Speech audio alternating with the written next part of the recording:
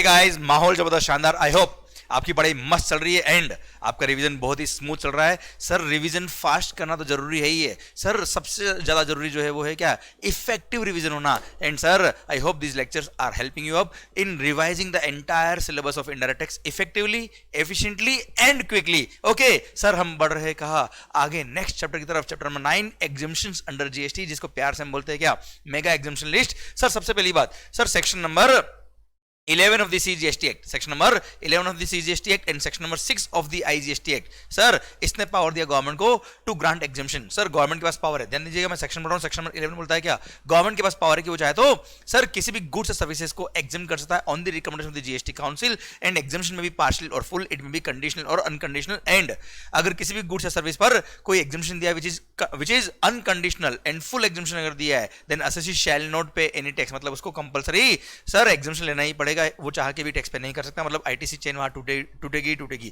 Okay sir, exemptions may be given by way of issue of notification or may be given by way of order।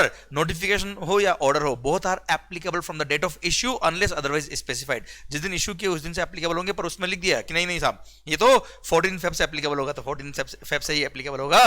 Sir 14 Feb आते ही दिल में एक बार एक उमंग जाग जाती होगी, पर फिर भी सर जैसे ध्यान आता होगा सीए फाइनल पढ़ाई करनी, ओ दिमाग इधर। सर तो मेरा पॉइंट आपसे ये है कि अगर किसी गुड्स पर एग्जाम्पशन दिया है सर, अब सर नोटिफिकेशन दिया है या ऑर्डर दिया, अगर उसमें कोई क्लेरिफिकेशन चाहिए, कोई एक्सप्लेनेशन चाहिए, तो सर ऐसे केस में डिपार्टमेंट गवर्नमेंट के पास पावर है कि हो जाता है विद इन नेक्स्ट 1 ईयर में उस एग्जाम्पशन के अंदर कोई एक्सप्लेनेशन ऐड कर सकती है to just clarify the exemption.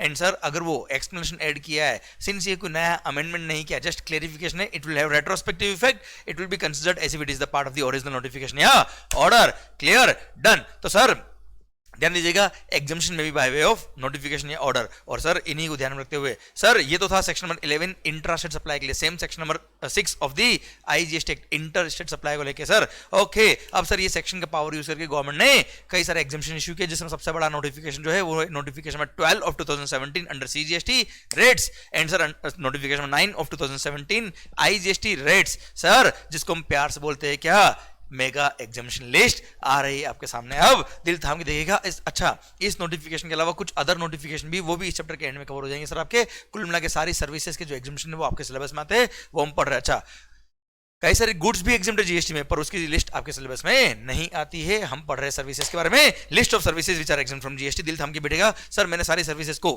आपको जैसा पता है सर मैंने सर्विस सेक्टर वाइज इनका ग्रुपिंग किया हुआ है, जैसे हेल्थ केयर रिलेटेड सर्विस एक साथ है, एग्रीकल्चर रिलेटेड एक साथ है, एजुकेशन वाली एक साथ है, हम बात करेंगे आगे। सर सबसे पहली बात, हेल्थ केयर रिलेटेड सर्विसेज में सर डॉक्टर की services by way of health care services by clinical establishment, authorised medical practitioner और paramedics are exempt from GST. पर ध्यान देना बेटा, clinical establishment, authorised medical practitioner और पैरामेडिक्स के अलावा किसी और ने सर्विस दी तो जीएसटी लगेगा।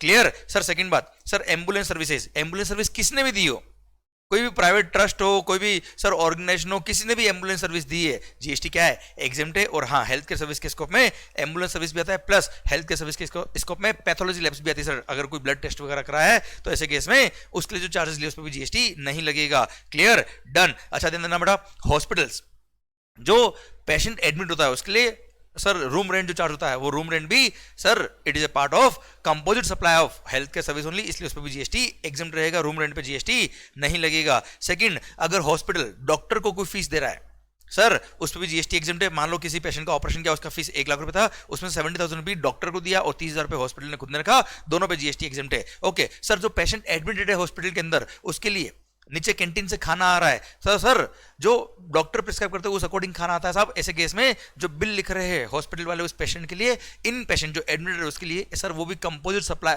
ऑफ हेल्थ केयर सर्विस का पार्ट बनेगा, और ऐसे केस में उस पर भी जीएसटी एग्जाम्प्ट है। पर हाँ, हॉस्पिटल के अंदर जो कैंटीन है उसमें कोई नॉर्मल पर्सन जाके खाना खा रहा है, जो अटेंडेंट वगैरह है हम लोग सर, तो उस पर जीएसटी लगेगा। सेकंड थिंग, कैंटीन वाले ने जो हॉस्पिटल को बिल लिखा होगा सर फॉर कैटरिंग सर्विसेज या खाने का जो भी बिल लिखा होगा उस पर जीएसटी लगेगा, वो एग्जाम्प्ट नहीं साहब। Clear, done. आइए बच्चों, नेक्स्ट आता है क्या सर, इंसान में अगर जान है तो जानवरों में भी जान होती है साहब, ध्यान रखिएगा। इसलिए veterinary clinic in relation to health care of animals और बर्ड्स, उन पर भी जीएसटी एग्जाम्प्ट रहता है। Then artificial insemination of the livestock other than horses, इनकी सर्विसेज भी जीएसटी एग्जाम्प्ट है। Then common biomedical waste treatment plant और फैसिलिटी, सरकार हॉस्पिटल वगैरह में जो बायो मेडिकल वेस्ट होता है उसको हम कलेक्ट करते हैं, प्रोसेस करते हैं, डिस्पोज ऑफ करते हैं, उसके लिए फीस चार्ज या जीएसटी नहीं लगेगा। कोड ब्लड बैंक, जब बच्चा पैदा होता है उसकी कोड माँ के पेट से कनेक्ट होती है, उसमें जो ब्लड होता है उसको स्टोर करने की कई सारी एजेंसीज है जो चार्ज ले रहे हैं, उस पर जीएसटी नहीं लगेगा। कोड ब्लड बैंक के स्टोरेज चार्ज पे जीएसटी नहीं लगता। प्रिजर्वेशन ऑफ स्टेम सेल्स की सर्विसेज पर। देन चैरिटेबल इंस्टीट्यूशन ने अगर चैरिटेबल एक्टिविटीज प्रोवाइड करी,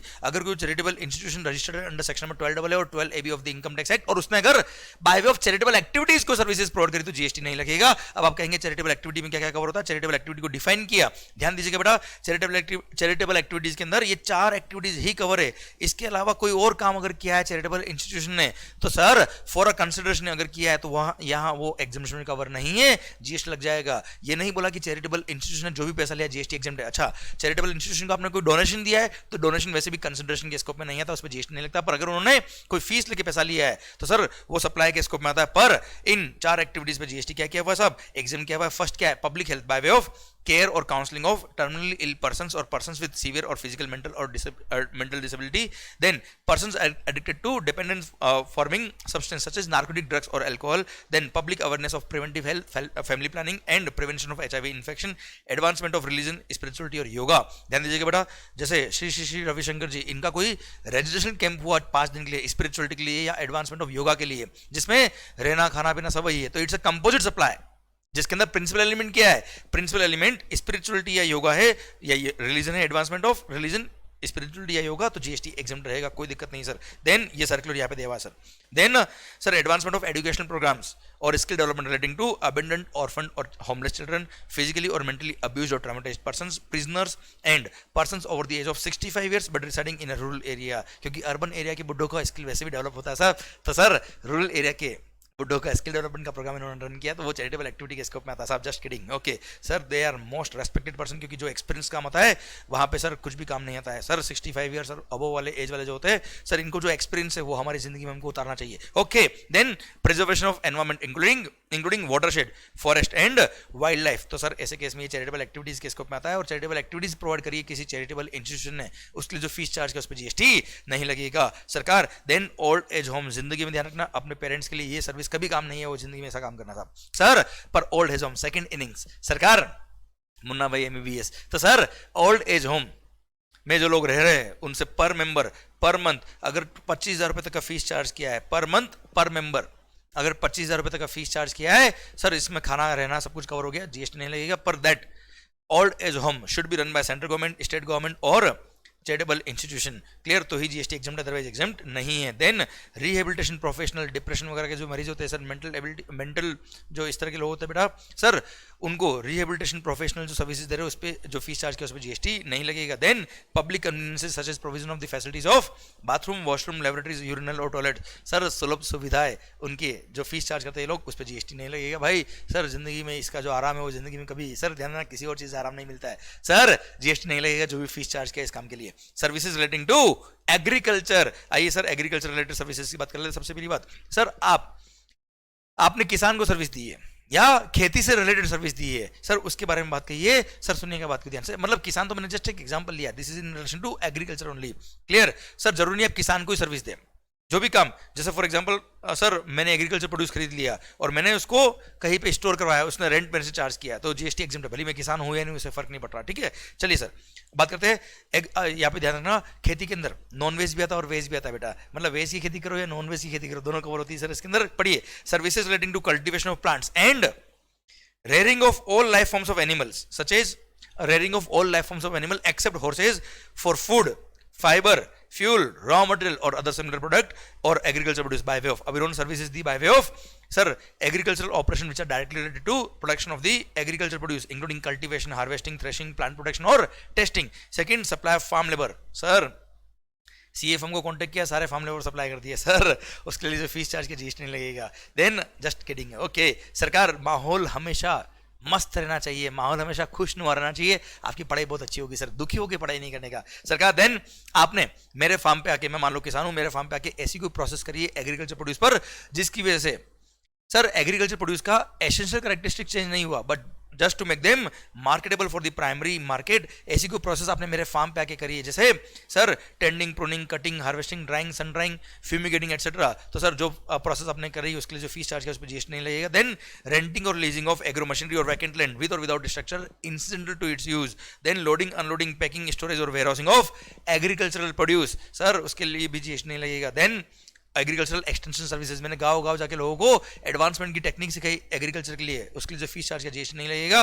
देन सर एपीएमसी मार्केट में जो कमीशन चार्ज किया है, एपीएमसी मार्केट मंडी शुल्क लेते हैं ना, तो सर एपीएमसी मार्केट में अगर आप कोई प्रोड्यूस बेच रहे हो, दे कलेक्ट सम फीस, उस पर भी जीएसटी नहीं है। And sir commission agent of agriculture produce होते हैं, जो आड़तिया बोलते हैं सर, कच्ची आड़त पक्की आड़त, sir commission agent of agriculture produce जो फीस ले रहे हो उस पर जीएसटी नहीं लगेगा। Then services by way of fumigation in a warehouse of what agriculture produce, तो जीएसटी नहीं लगेगा। Okay sir, then fumigation in a warehouse of agriculture produce, अब फ्यूमिगेशन करो, कीड़े मार रहे हो भाई, तो उसके लिए जो चार्ज ले उस पर जीएसटी नहीं लगेगा। Then services by way of loading, unloading, packing, storage of और वेयरहाउसिंग ऑफ राइस, ध्यान दीजिएगा बेटा, राइस को प्रोसेस्ड फूड मानते हैं, उसको एग्रीकल्चर प्रोड्यूस नहीं मानते, इसलिए वो यहाँ पे कवर नहीं हो रहा था sir.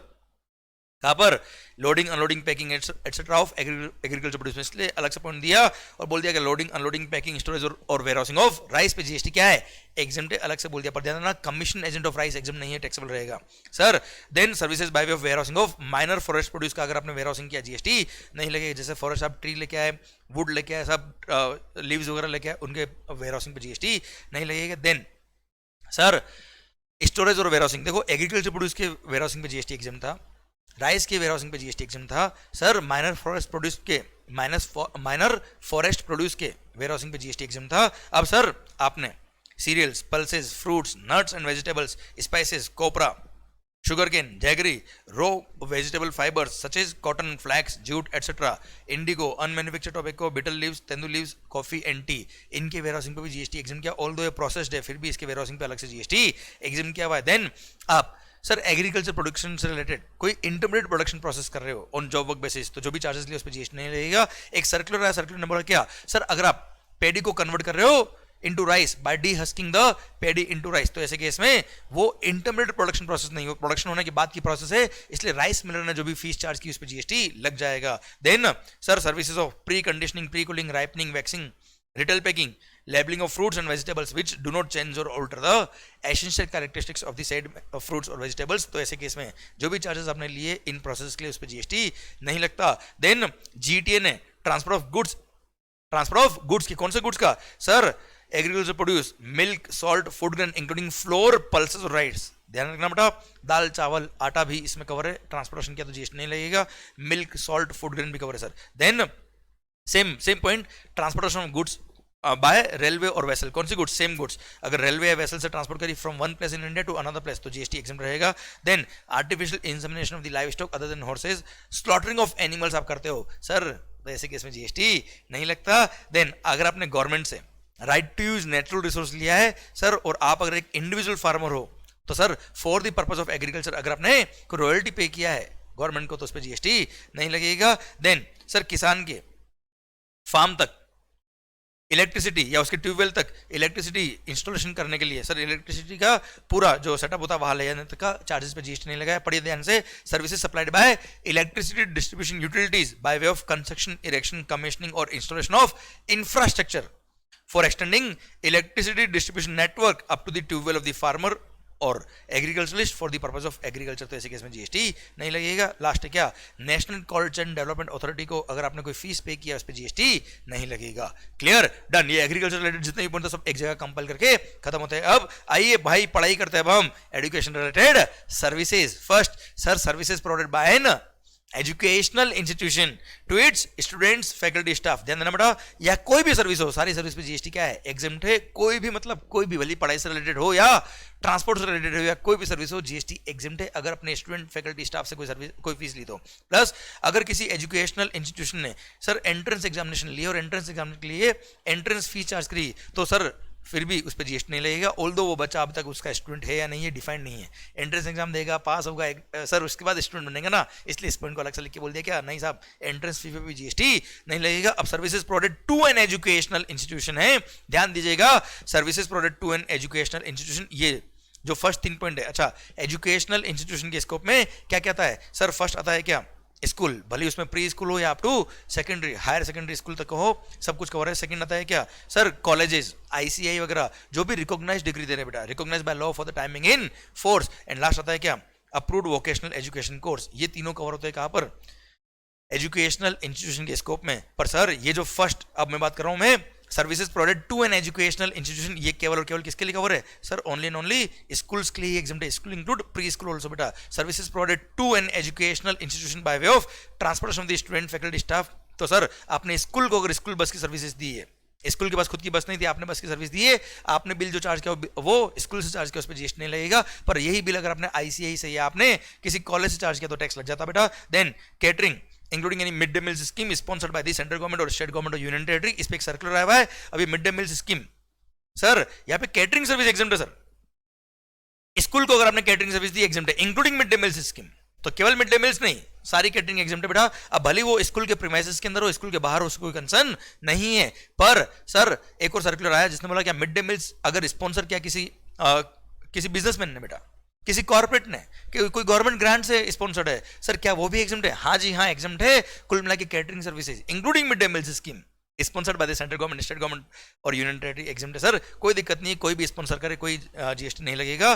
Catering services provided to school के केस में। एंड देन ध्यान से देखिएगा, सिक्योरिटी क्लीनिंग हाउसकीपिंग सर्विसेज ये एग्जाम्प्ट होगी if those are performed in such educational institution. मतलब अगर आपने security cleaning housekeeping services sir किसी स्कूल को दिए out of the campus of the school, जैसे एनुअल प्रोग्राम हो रहा था, एनुअल फंक्शन हो रहा था किसी और ऑडिटोरियम में जो out of the school premises था, तो ऐसे केस में सिक्योरिटी सर्विस वाली क्लीनिंग हाउसकीपिंग सर्विस लिए टैक्स लग जाएगा भाई साहब। क्लियर। नेक्स्ट आता है क्या sir, services relating to admission to और conduct of examination by such institution. ये सारे ही एजुकेशनल इंस्टीट्यूशन के लिए एप्लीकेबल है। Services relating to admission to और conduct of examination by such educational institution, तो जीएसटी एग्जाम रहेगा। जैसे आईसीआई जो एग्जाम कंडक्ट कराती है बेटा, सर कई सारे एग्जामिनेशन सेंटर्स उनको ओपन करना पड़ता है, सेंटर वाले जो उनसे चार्ज लेते हैं उस पर जीएसटी नहीं लगेगा। क्वेश्चन पेपर प्रिंट कर रहे हो वो भी जीएसटी में, जीएसटी से एग्जाम रहेगा। क्यों? That is also relating to conduct of examination. Then supply of online education journals और पीरियडिकल्स। सर अगर आप ऑनलाइन जर्नल्स या पीरियडिकल्स सब्सक्राइब कर रहे हो तो जीएसटी एग्जाम होगा, पर this is only for sir इस category of second category of educational institution, मतलब colleges ICI etcetera which are providing degree diploma certificate course recognised by law for the timing in force. मतलब this is not for school, not for approved vocational education course. Clear, done. सरकार ये हो गया क्या, services provided to an educational institution. अब इसमें क्या क्या एग्जाम था वो भी तुम्हें समझा दिया। अच्छा, इसके अलावा कोई भी सर्विस आपने एजुकेशनल इंस्टीट्यूशन दी है वो सब टैक्सेबल बेटा। क्लियर, भारत माता की जय। सरकार आइए एक सर्कुलर बोलता है कि अच्छा एक बात और, उससे पहले यहां पर एक क्लेरिफिकेशन दिया हुआ है, गवर्नमेंट ने बोला हुआ है क्या, it is clarified that Central and state educational boards shall be treated as educational institution for the limited purposes of providing services by way of conduct of examination to the students। अगर central board या state board, sir ध्यान देना, central board और state board जैसे आपके board के exams होते हैं स्कूल के टाइम पे, अगर आपके हुए होंगे सर, डेफिनेटली हुए होंगे सर, उसके लिए आपने फीस दी है कंडक्ट ऑफ एग्जामिनेशन के लिए, एग्जाम कंडक्ट बोर्ड कराता बेटा। सर ध्यान देना बेटा, उस लिमिटेड कंडक्ट ऑफ एग्जामिनेशन के पर्पज के लिए सेंट्रल और स्टेट बोर्ड को भी एजुकेशनल इंस्टीट्यूशन माना जाएगा। और उसी बेस पर एक सर्कुलर इशू हुआ। सर्कुलर बोलता है क्या sir, national board of examination NB, national board of examination जो कई सारी सर्विसेज प्रोवाइड करता है, क्या वो एग्जाम रहेगी कि नहीं रहेगी? उसमें इसी पॉइंट का रेफरेंस देते हुए बोला कि for the limited purposes of conducting examination central और state board including sir national board of Examination, sir क्या कहलाएगा, एजुकेशनल इंस्टीट्यूशन कहलाएगा। तो इसलिए अगर नेशनल बोर्ड ऑफ एजुकेशन ने अगर कंडक्ट ऑफ एग्जामिनेशन से रिलेटेड कोई भी सर्विसेज लिए, जैसे इन्होंने एंट्रेंस एग्जामिनेशन कराए किसी भी, जैसे सर डॉक्टर्स वगैरह होता है ना बेटा, सर डॉक्टर्स के लिए अगर आपने इन्होंने एमबीबीएस वगैरह के लिए एंट्रेंस एग्जामिनेशन कराया तो सर जीएसटी एग्जाम रहेगा। Same way conduct of examination कराया उसके लिए जो भी फीस चार्ज की उस पर जीएसटी नहीं लगेगा। Plus sir conduct of examination के पर्पज के लिए ये नेशनल बोर्ड ऑफ एजुकेशन या कोई भी बोर्ड है, नेशनल बोर्ड या स्टेट बोर्ड है, वो एजुकेशनल इंस्टीट्यूशन के स्कोप में आता है। तो सर उसने कंडक्ट ऑफ एग्जामिनेशन के लिए किसी से सर्विसेज ली है, तो services provided to an educational institution in respect of conduct of examination में वो कवर होकर एग्जाम हो जाएगा। जैसे उसने क्वेश्चन पेपर किसी से प्रिंट करवाया, एग्जामिनेशन हॉल बुक कराया बेटा। क्लियर, एग्जाम कंडक्ट कराने से रिलेटेड कोई भी सर्विस अगर किसी भी पर्सन ने एजुकेशनल इंस्टीट्यूशन इन बोर्ड को दी वो भी एग्जाम रहेगी बेटा। पर इसके अलावा कोई भी सर्विस, इसके अलावा कोई अदर सर्विस दी है जो कंडक्ट ऑफ एग्जामिनेशन से रिलेटेड नहीं है, तो ऐसे केस में नेशनल बोर्ड ऑफ एग्जामिनेशन ने जो भी फीस चार्ज करेगी उस पर जीएसटी लगेगा। जैसे कई सारे प्रोफेशनल्स को, कई सारी यूनिवर्सिटीज को, कई सारे कॉलेजेस को या कई सारे इंस्टीट्यूशंस को सर ये क्या करते हैं, रिकॉग्निशन देते हैं। सर रिकॉग्निशन देने के लिए इन्होंने सर जैसे एक्रेडिटेशन दिया, इन्होंने एक्रेडिटेशन टू एन इंस्टीट्यूशन और प्रोफेशनल, उसके लिए इन्होंने एक्रेडिटेशन फीस चार्ज करी है, रजिस्ट्रेशन फीस चार्ज करी, तो उस फीस पे क्या लग जाएगा, जीएसटी लग जाएगा, मतलब other services are taxable, simple सी बात ये है। देन सर आंगनवाड़ीज में फूड सप्लाई किया है, सर अगर स्पॉन्सर किया किसने, गवर्नमेंट ग्रांट ने या कॉर्पोरेट डोनेशन है, मिड डे मील स्कीम, तो services provided to school. Sir catering services exempt बात खत्म बेटा। नेक्स्ट आता है क्या, मेस फैसिलिटी और food and beverages provided by educational institution. तो सर अगर एजुकेशनल इंस्टीट्यूशन ने अपने बच्चों को, सर हॉस्टल चलाता है मान लो एजुकेशनल इंस्टीट्यूशन खुद का, उसमें बच्चों को इन्होंने खाना प्रोवाइड किया, तो any service by educational institution to students वैसे भी एग्जाम होता है बेटा। पर अगर किसी आउटडोर सर किसी आउटसोर्स किया बेटा, अरे हाँ है ना भाई, जैसे मुंबई आरबीजी हॉस्टल, सर इसके अंदर जैसे हॉस्टल चलता है, अब या मैं तो कह रहा हूं RBG hostel is not educational institution, पर हाँ मान लीजिए सर कोई भी एक कॉलेज है बेटा जिसमें कैंटीन चलाता है कौन, मंगल खाना बनाता है बेटा, तो मंगल ने सर्विसेज दी किसको, कॉलेज को, तो जो मंगल ने बिल चार्ज किया होगा इसको, कॉलेज को, उस पर जीएसटी लगेगा, कॉलेज ने जो बिल चार्ज किया बच्चों को उस पर जीएसटी भले ही नहीं लगेगा सर। Clear, done. तो services provided by anyone other than educational institution, तो वो क्या होगा, जीएसटी से सर टैक्सेबल रहेगा, वो एग्जाम नहीं रहेगा, क्योंकि सर एजुकेशनल इंस्टीट्यूशन ने अगर बच्चों को सर्विस दी तो जीएसटी एग्जाम रहता है। एनीबडी एल्स जो कैटरिंग सर्विस देता है उसने अगर एजुकेशनल इंस्टीट्यूशन को सर्विस दी है या डायरेक्ट बच्चों को सर्विस दी, उस पर जीएसटी लगेगा, कोई डाउट नहीं सर उस पर। Clear, done. सरकार नेक्स्ट पॉइंट है point number 5, applicability of GST on various programmes conducted by IIM. Sir IIM Indian Institute of Management, सरकार इसको भी एजुकेशनल इंस्टीट्यूशन माना जाता है क्योंकि इसका भी अलग से एक्ट बन गया है। क्लियर, इसलिए आईआईएम ने जो भी शॉर्ट टर्म कोर्स पढ़ा है, सॉरी आईआईएम ने जो भी कोर्सेज पढ़ा अपने स्टूडेंट्स के लिए, जैसे 5 इयर्स इंटीग्रेटेड प्रोग्राम चलाता है, 2 साल का एमबीए प्रोग्राम होता है इनका, क्लियर, इन सब पे जीएसटी एग्जाम रहता है। पर सर ये कई बार क्या करते हैं, कॉर्पोरेट ट्रेनिंग करते हैं, शॉर्ट ड्यूरेशन प्रोग्राम कराते हैं सर। ये सर 7 दिन का कोर्स, 10 दिन का कोर्स, जैसे आप देखना ऑल इंडिया रैंक आया आपका, या आप मान लो किसी ऑर्गेनाइजेशन काम करते हो, आपकी ट्रेनिंग के 2 लाख रुपए लगेंगे, सर आपकी कंपनी स्पॉन्सर करी, जाइए वहां पे एमबीए का कोर्स करके आइए, 7 दिन का डिप्लोमा कोर्स करके आइए।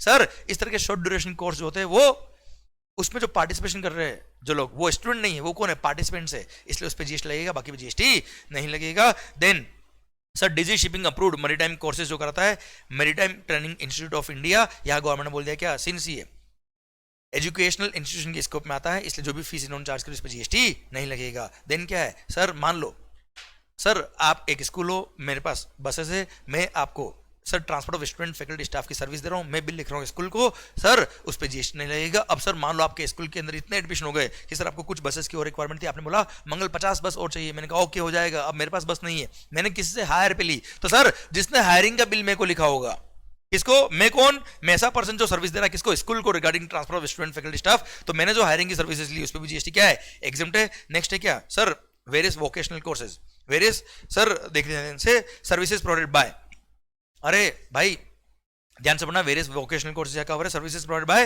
यहाँ पे ए लिखना रह गया, ए बी सी डी इस तरह से हो जाएगा, services provided by the National Skill Development Corporation set up by the government of India, a sector skill council approved by the National Skill Development Corporation, an assessment agency approved by the sector skill council और the National Skill Development corporation, और a training partner approved by the National Skill Development corporation और a sector skill council. इन्होंने services दी in relation to National Skill Development programme और vocational skill development course या फिर any other scheme implemented bye the National Skill Development corporation, तो इन्होंने जो fees charge करी उस पर जीएसटी नहीं लगेगा। Same way sir Deendayal Upadhyaya Grameen Kaushal Yojana के थ्रू सर कोई पर्सन ट्रेनिंग दे रहा है लोगों को, उसको बोलते हैं प्रोजेक्ट इंप्लीमेंटेशन एजेंसी, वो जो फीस ले रहा है लोगों से उस पर जीएसटी नहीं लगेगा। देन असेसमेंट बॉडीज ने, असेसिंग बॉडीज ने सर असेसमेंट किया है, sir assessment under skill development initiative scheme, तो इस पर जीएसटी नहीं लगेगा। देन सर ऐसा कोई ट्रेनिंग प्रोग्राम, ध्यान सुनिएगा, ऐसा कोई ट्रेनिंग प्रोग्राम जिसका 75% और more of the total expenditure is borne by the central government,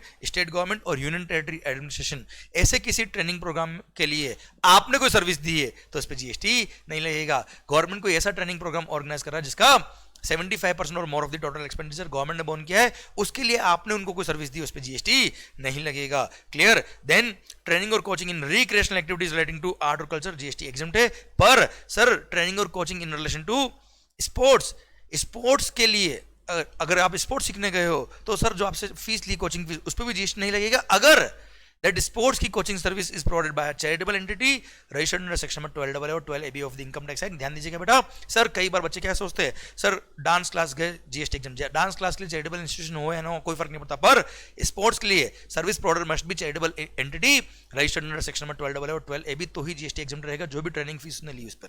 clear, done, Bharat Mata की जय। Then entertainment sir and sports related services. First services provided by way of admission to, आपने entry ticket लिया कहाँ के लिए, museum, national park, wild life sanctuary, tiger reserve और zoo के लिए। क्लियर, वहां अगर आप गए कभी बेटा, सर ना services by way of admission to museum, national park, wild life sanctuary, tiger reserve और जू। एडमिशन मतलब आप वहां एडमिट नहीं हो गए होए सर, जू में चिड़ियाघर में आप बेटा जानवरों को देखने गए, क्योंकि सर इंसानों को देख के तो हम थक गए बेटा, हाँ है ना भाई, तो सर उसका जो एंट्री टिकट है उस पर जीएसटी नहीं लगेगा। Same way sir admission to protected monument, sir Agra में क्या फेमस है भाई, ओ भाई पागल खाना कौन बोला ओए, सर ध्यान इधर, ताजमहल सरकार, उसको अगर आप देखने गए उसका एंट्री टिकट अगर है तो उस पर जीएसटी नहीं लगेगा। Clear, protected monuments. Okay sir, then आता है क्या services by way of right to admission to, सरकार कहाँ गए, ओ भाई circus, dance, theatrical performance including drama और बैले, सर डांस देखने गए है ना। Okay sir, award function, concert, pageant, fashion show, वाह, म्यूजिकल परफॉर्मेंस और एनी स्पोर्टिंग इवेंट। अब स्पोर्टिंग इवेंट भले ही other than recognise sporting event हो या रिकॉग्नाइज स्पोर्टिंग इवेंट हो, कोई फर्क नहीं पड़ रहा, इसलिए कोई भी स्पोर्टिंग इवेंट हो कोई फर्क नहीं पड़ रहा, ध्यान दीजिए बेटा। क्लियर, देन प्लेनेटोरियम, सर अगर आप यहां गए हो, इनका एंट्री टिकट अगर 500 रुपए पर पर्सन तक का, कितना बेटा, अप टू ₹500 पर पर्सन तक का टिकट है तो जीएसटी नहीं लगेगा। फैशन शो देखने गए बेटा, स्पोर्टिंग इवेंट देखने गए, कोई गाँव गए फैशन शो हो रहा होगा जिसका टिकट 500 रुपये उससे कम है। क्लियर, तो 500 रुपये उससे कम है तो टिकट पे जीएसटी नहीं लगेगा, 501 है तो पूरे पे जीएसटी लगेगा साहब। देन सर अभी तक तो आप डांस देखने गए थे, अब आप डांस कर रहे हो, पर कौन सा, सर नागिन वो नहीं, sir services by an artist by way of performance in a folk और classical art form of dance, music और थिएटर। सर तो परफॉर्मिंग आर्टिस्ट ने जो पैसा लिया है, अगर कंसिडरेशन पर परफॉर्मेंस इज अप टू ₹1,50,000 तो जीएसटी नहीं लगेगा, 1,51,000 तो पूरे पे जीएसटी लग जाएगा। पर हाँ सर अगर उसने एज अ ब्रांड एम्बेसडर पैसा लिया है तो पूरे पे जीएसटी लगेगा, ये एग्जीबिशन वहां पे अप्लाई नहीं होता है। क्लियर, डन सरकार। नेक्स्ट आता है क्या, sir services provided by tour operator to a foreign tourist in respect of tour which is wholly conducted outside India, पूरा ही टूर आउट ऑफ इंडिया हुआ है। अब सर टूर ऑपरेटर जो होता है बेटा वो इंडिया में लोकेटेड है, तो प्लेस ऑफ सप्लाई भी उसी का लोकेशन था, क्योंकि वो इंटरमीडिएट सर्विस होती है, इसलिए जीएसटी अलग से एग्जाम किया बेटा। Sir then services provided to a recognised sports body, आपने सर्विसेज दी, विराट कोहली ने सर्विसेज दी है, हार्दिक पांड्या सरकार, कुंफू पांड्या ने सर्विसेज दी है, किसको, sir services provided to a recognised sports body by an individual as a player, referee, umpire, coach और team manager for participation in a sporting event organised by a recognised sports body, या फिर एक recognised sports body ने दूसरी recognised sports body को service दी तो GST क्या रहेगा, एग्जाम रहेगा। नेक्स्ट आता है क्या, sponsorship of the following events, sir अगर हमने फॉलोइंग स्पोर्टिंग इवेंट्स का स्पॉन्सरशिप किया है तो जो स्पॉन्सरशिप का अमाउंट दिया है उस पर जीएसटी एग्जाम है। सर अगर वो sporting event is organised by the national sports federation and its affiliated federations where the participating teams or individuals represent any district, state, zone और country, या फिर सर ऑर्गेनाइज किया है किसने, association of Indian universities, inter university sports board, school games federation of India, all India sports council for the deaf, Paralympic committee of India और special Olympics Bharat, या फिर organise by the central civil services cultural and sports board, then organise as a national games as a part of the national games by the Indian Olympic association, या फिर organise bye panchayat युवा क्रीड़ा और खेल अभियान scheme. इन्होंने sporting event organise किया और आपने स्पॉन्सर किया, तो जो स्पॉन्सरशिप का आपने पैसा दिया उस पर जीएसटी एग्जाम है sir. Then sir FIFA under 17 women's world cup 2020 to be hosted in India whenever it is rescheduled, जब भी रीशेड्यूल होगा साहब तो sir FIFA under 17 women's world cup 2020 अगर आप देखने गए तो उसके एंट्री टिकट पे जीएसटी एग्जाम है सर। सेकंड थिंग सर, वो जो इवेंट हो रहा है FIFA वाला, सर उस इवेंट से रिलेटेड आपने कोई भी सर्विस दी फीफा को या उसकी सब्सिडरी को, या उन्होंने कोई भी सर्विस आपको दी है तो सर उस पर जीएसटी एग्जाम रहेगा, पर डायरेक्टर स्पोर्ट्स शुड सर्टिफाई कि ये services are in relation to this event only. Same way sir FIFA under 17 women's world cup 2017 sorry FIFA under 17 world cup 2017 sir 2017 में जो हुआ था उसके लिए भी 2 पॉइंट सेम दे रखे, अब 2017 तक गया बेटा। फिर 2020 में sir events under Asian football confederation women's Asia cup 2022 जो सेम पॉइंट दे रखा है पॉइंट नंबर 8 और 9, वैसे ही सेम पॉइंट नंबर 12 और 13 है। इसका अगर आप मैच देखने का जीएसटी एग्जम्प्ट है। इस इवेंट से रिलेटेड आपने कोई सर्विस दी या उन्होंने आपको कोई सर्विस दी, उस पर भी जीएसटी क्या है, एग्जम्प्ट है। पर director certificate, director should certify that, director sports should certify that ये services in relation to this sports event ही है बेटा। ओके, देन नाउ होती है क्या, ट्रांसपोर्टेशन रिलेटेड सर्विसेज। दिल थाम के देखिएगा सब, services services of transportation of the passengers with और विदाउट अकम्पनिंग बिलोंगिंग। सरकार विथ और विदाउट अकम्पनिंग बिलोंगिंग का पॉइंट आपको शायद याद आ रहा होगा, लगेज साथ में है या नहीं। अरे ओ सर, लगेज के लिए अगर कोई एक्स्ट्रा पैसा लिया तो उसका ट्रीटमेंट वही होगा जो पैसेंजर टिकट का होता है बेटा। एक लेक्चर के अंदर मैंने समझाया। सर अब transport of passengers bye railways exempt other than in a class, which class, first class और एसी कोच। अगर फर्स्ट क्लास और एसी कोच में गया तो जीएसटी लगेगा, पर चिंता ना करें, मेट्रो, मोनोरेल और ट्रेनवे में अगर आपने ट्रैवल किया तो जीएसटी नहीं लगेगा। देन इनलैंड वाटरवेज में अगर आपने ट्रैवल किया तो जीएसटी, ट्रांसपोर्ट किया पैसेंजर का, तो जीएसटी नहीं लगेगा। Sir then in a vessel between places located in India, sir आप मान लो मुंबई से गोवा गए by vessel, other than predominantly for tourism purpose, other than predominantly for tourism purpose, अगर transport of passengers from one place in India to another place in India in a vessel किया तो GST नहीं लगेगा। Then sir काली पीली metered cab और auto rickshaw including e rickshaw. Sir e rickshaw मतलब battery operated जो होते हैं बेटा वो, तो मीटर्ड केब और ऑटो रिक्शा में अगर आपने ट्रांसपोर्ट किया पैसेंजर का तो जीएसटी नहीं लगेगा। पर यहाँ पे इस बार एक एक्सेप्शन ऐड कर दिया और बोल दिया क्या कि दिमाग खराब मत करना मंगल, अगर आपने मीटर्ड केब और ऑटो रिक्शा ओला उबर वगैरह के थ्रू बुक किया आपने, जहां पे सेक्शन नंबर 9 सबसेक्शन 5 लगता है, तो ऐसे केस में एग्जम्पशन नहीं रहेगा और टैक्स लगेगा, और टैक्स लग गए सर देन ना सेक्शन नंबर 9 सबसेक्शन 5 अट्रैक्ट होगा, और सेक्शन नंबर 9(5) कहता है क्या, ओला उबर लायबल होंगे टैक्स पे करने के लिए। क्लियर, देखिए लिखा है क्या, provided that nothing content item number ई, मतलब ये वाला shall apply to the services supplied through an electronic commerce operator and notified under section number 9(5) of the CGST Act। मतलब नोटिफाई है अगर सेक्शन नंबर 9(5) में, तो ऐसे केस में उस पे सेक्शन नंबर अगर उसमें एग्जम्पशन नहीं रहेगा और टैक्स लगेगा। मतलब अगर आपने मीटर केब हो या ऑटो रिक्शा हो इंक्लूडिंग ई रिक्शा, अगर ओला उबर एटसेट्रा के थ्रू बुक कराया तो वहां टैक्स लगेगा और वहां पे ओला उबर लायबल होगा सेक्शन नंबर 9(5) के through. Next, transport of passengers with और विदाउट अकम्पनिंग बाय एयर। याद करो 7 sisters sir north east states और एक ब्रदर सिक्किम और एक डोगरा बाग डोगरा, वहां अगर फ्लाइट से गए हो या फ्लाइट से आए हो तो फ्लाइट टिकट में जीएसटी एग्जम्प्ट है। Then non AC contract carriage में अगर आपने ट्रांसपोर्ट किया पैसेंजर का other than for tourism conducted tour charter और हायर, तो जीएसटी एग्जम्प्ट रहेगा। और हाँ उसमें भी ध्यान रखना बेटा, अगर रेडियो टैक्सी है तो रेडियो टैक्सी पे हमेशा टैक्स लगता है और ओला उबर वगैरह लायबल होगा बेटा। क्लियर, देन स्टेज कैरीज, ऊपर तो गया नॉन एसी कॉन्ट्रैक्ट कैरीज, अब आ गया non AC stage carries. Sir जैसे रोडवेज की बस वगैरह हो गई, बेस्ट की बसेस हो गई मुंबई के अंदर, सर अगर आपने इसमें ट्रांसपोर्ट पैसेंजर किया तो जीएसटी नहीं लगेगा, but that should B non AC. ध्यान रखना बेटा, एसी अगर है तो टैक्स लग जाएगा। पर हाँ सर इन दोनों के लिए भी बोल दिया क्या, again sir non AC contract carries, non AC stage carries ये एग्जम्प्ट है। पर फिर भी अगर आपने इसका जो ट्रांसपोर्ट ऑफ पैसेंजर का टिकट बुक कराया है वो बुक कराया थ्रू ओला उबर एटसेट्रा जहां पे सेक्शन में 9(5) लगता है, तो ऐसे केस में अगेन सर जीएसटी अट्रैक्ट हो जाएगा, एग्जाम नहीं। और ऐसे केस में sir ECO electronic commerce operator will be liable to pay tax to the government directly under section में 9(5). भारत माता की जय सरकार।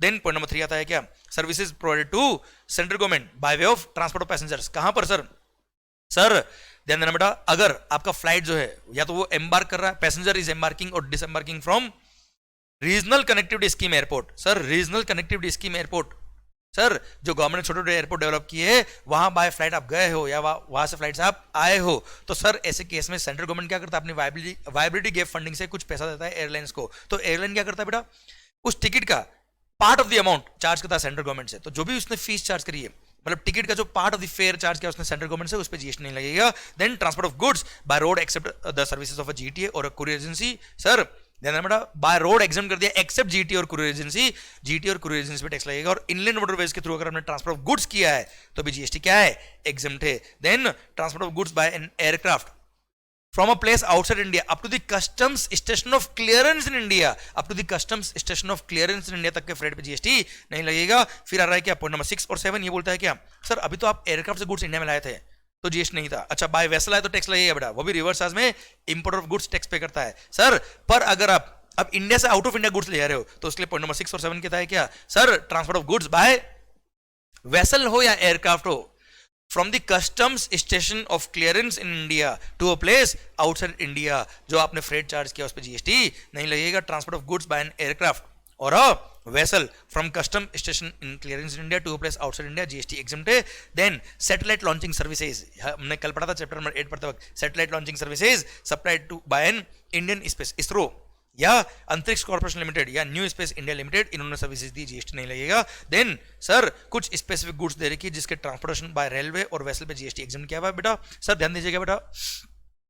एक बात और मैं आप सबको कह देता हूँ बेटा, सर जितने भी हम ये पॉइंट्स पढ़ रहे हैं सर, बहुत सारे लोग क्या करते हैं, केवल समरी बुक देखा और एग्जाम दिया. मेरा ये रिकमेंडेशन पर्सनली सबको ये रहेगा कि जो अपनी मेन बुक है वॉल्यूम 1 2 3 वो जरूर एक बार आपको गो थ्रू करना चाहिए, क्योंकि सर मेन बुक के अंदर हर पॉइंट के अंदर जो एनालिसिस दिए होते हैं वो माइनर पॉइंट होते हैं जिसके बेस पे एग्जाम में अगर कोई ट्रिक दिया है, कोई क्वेश्चन को घुमाया है, तो सर अगर आपने वो मेन बुक पढ़ा हुआ तो आपका आंसर हमेशा सही होने वाला है, क्योंकि उसके अंदर हर इन डेप्थ हर एक पॉइंट को कवर करके एग्जामिनेशन पर्पस के लिए मैंने हर कॉन्सेप्ट का एग्जाम्पल भी दिया है, एक छोटे छोटे इलस्ट्रेशन भी दिया है which will help you up to understand the concepts. Clear. इसलिए मेन बुक को नहीं छोड़ने का, ऐसा नहीं कि रिविजन लेक्चर्स और ये समरी बुक देखा और काम हो गया, नहीं सर. मेन बुक आपको देखना ही चाहिए, उसमें जो कॉन्सेप्ट मैंने डील किए वो कॉन्सेप्ट की वजह से ही आपके एग्जाम्स में बहुत अच्छे मार्क्स आएंगे बेटा.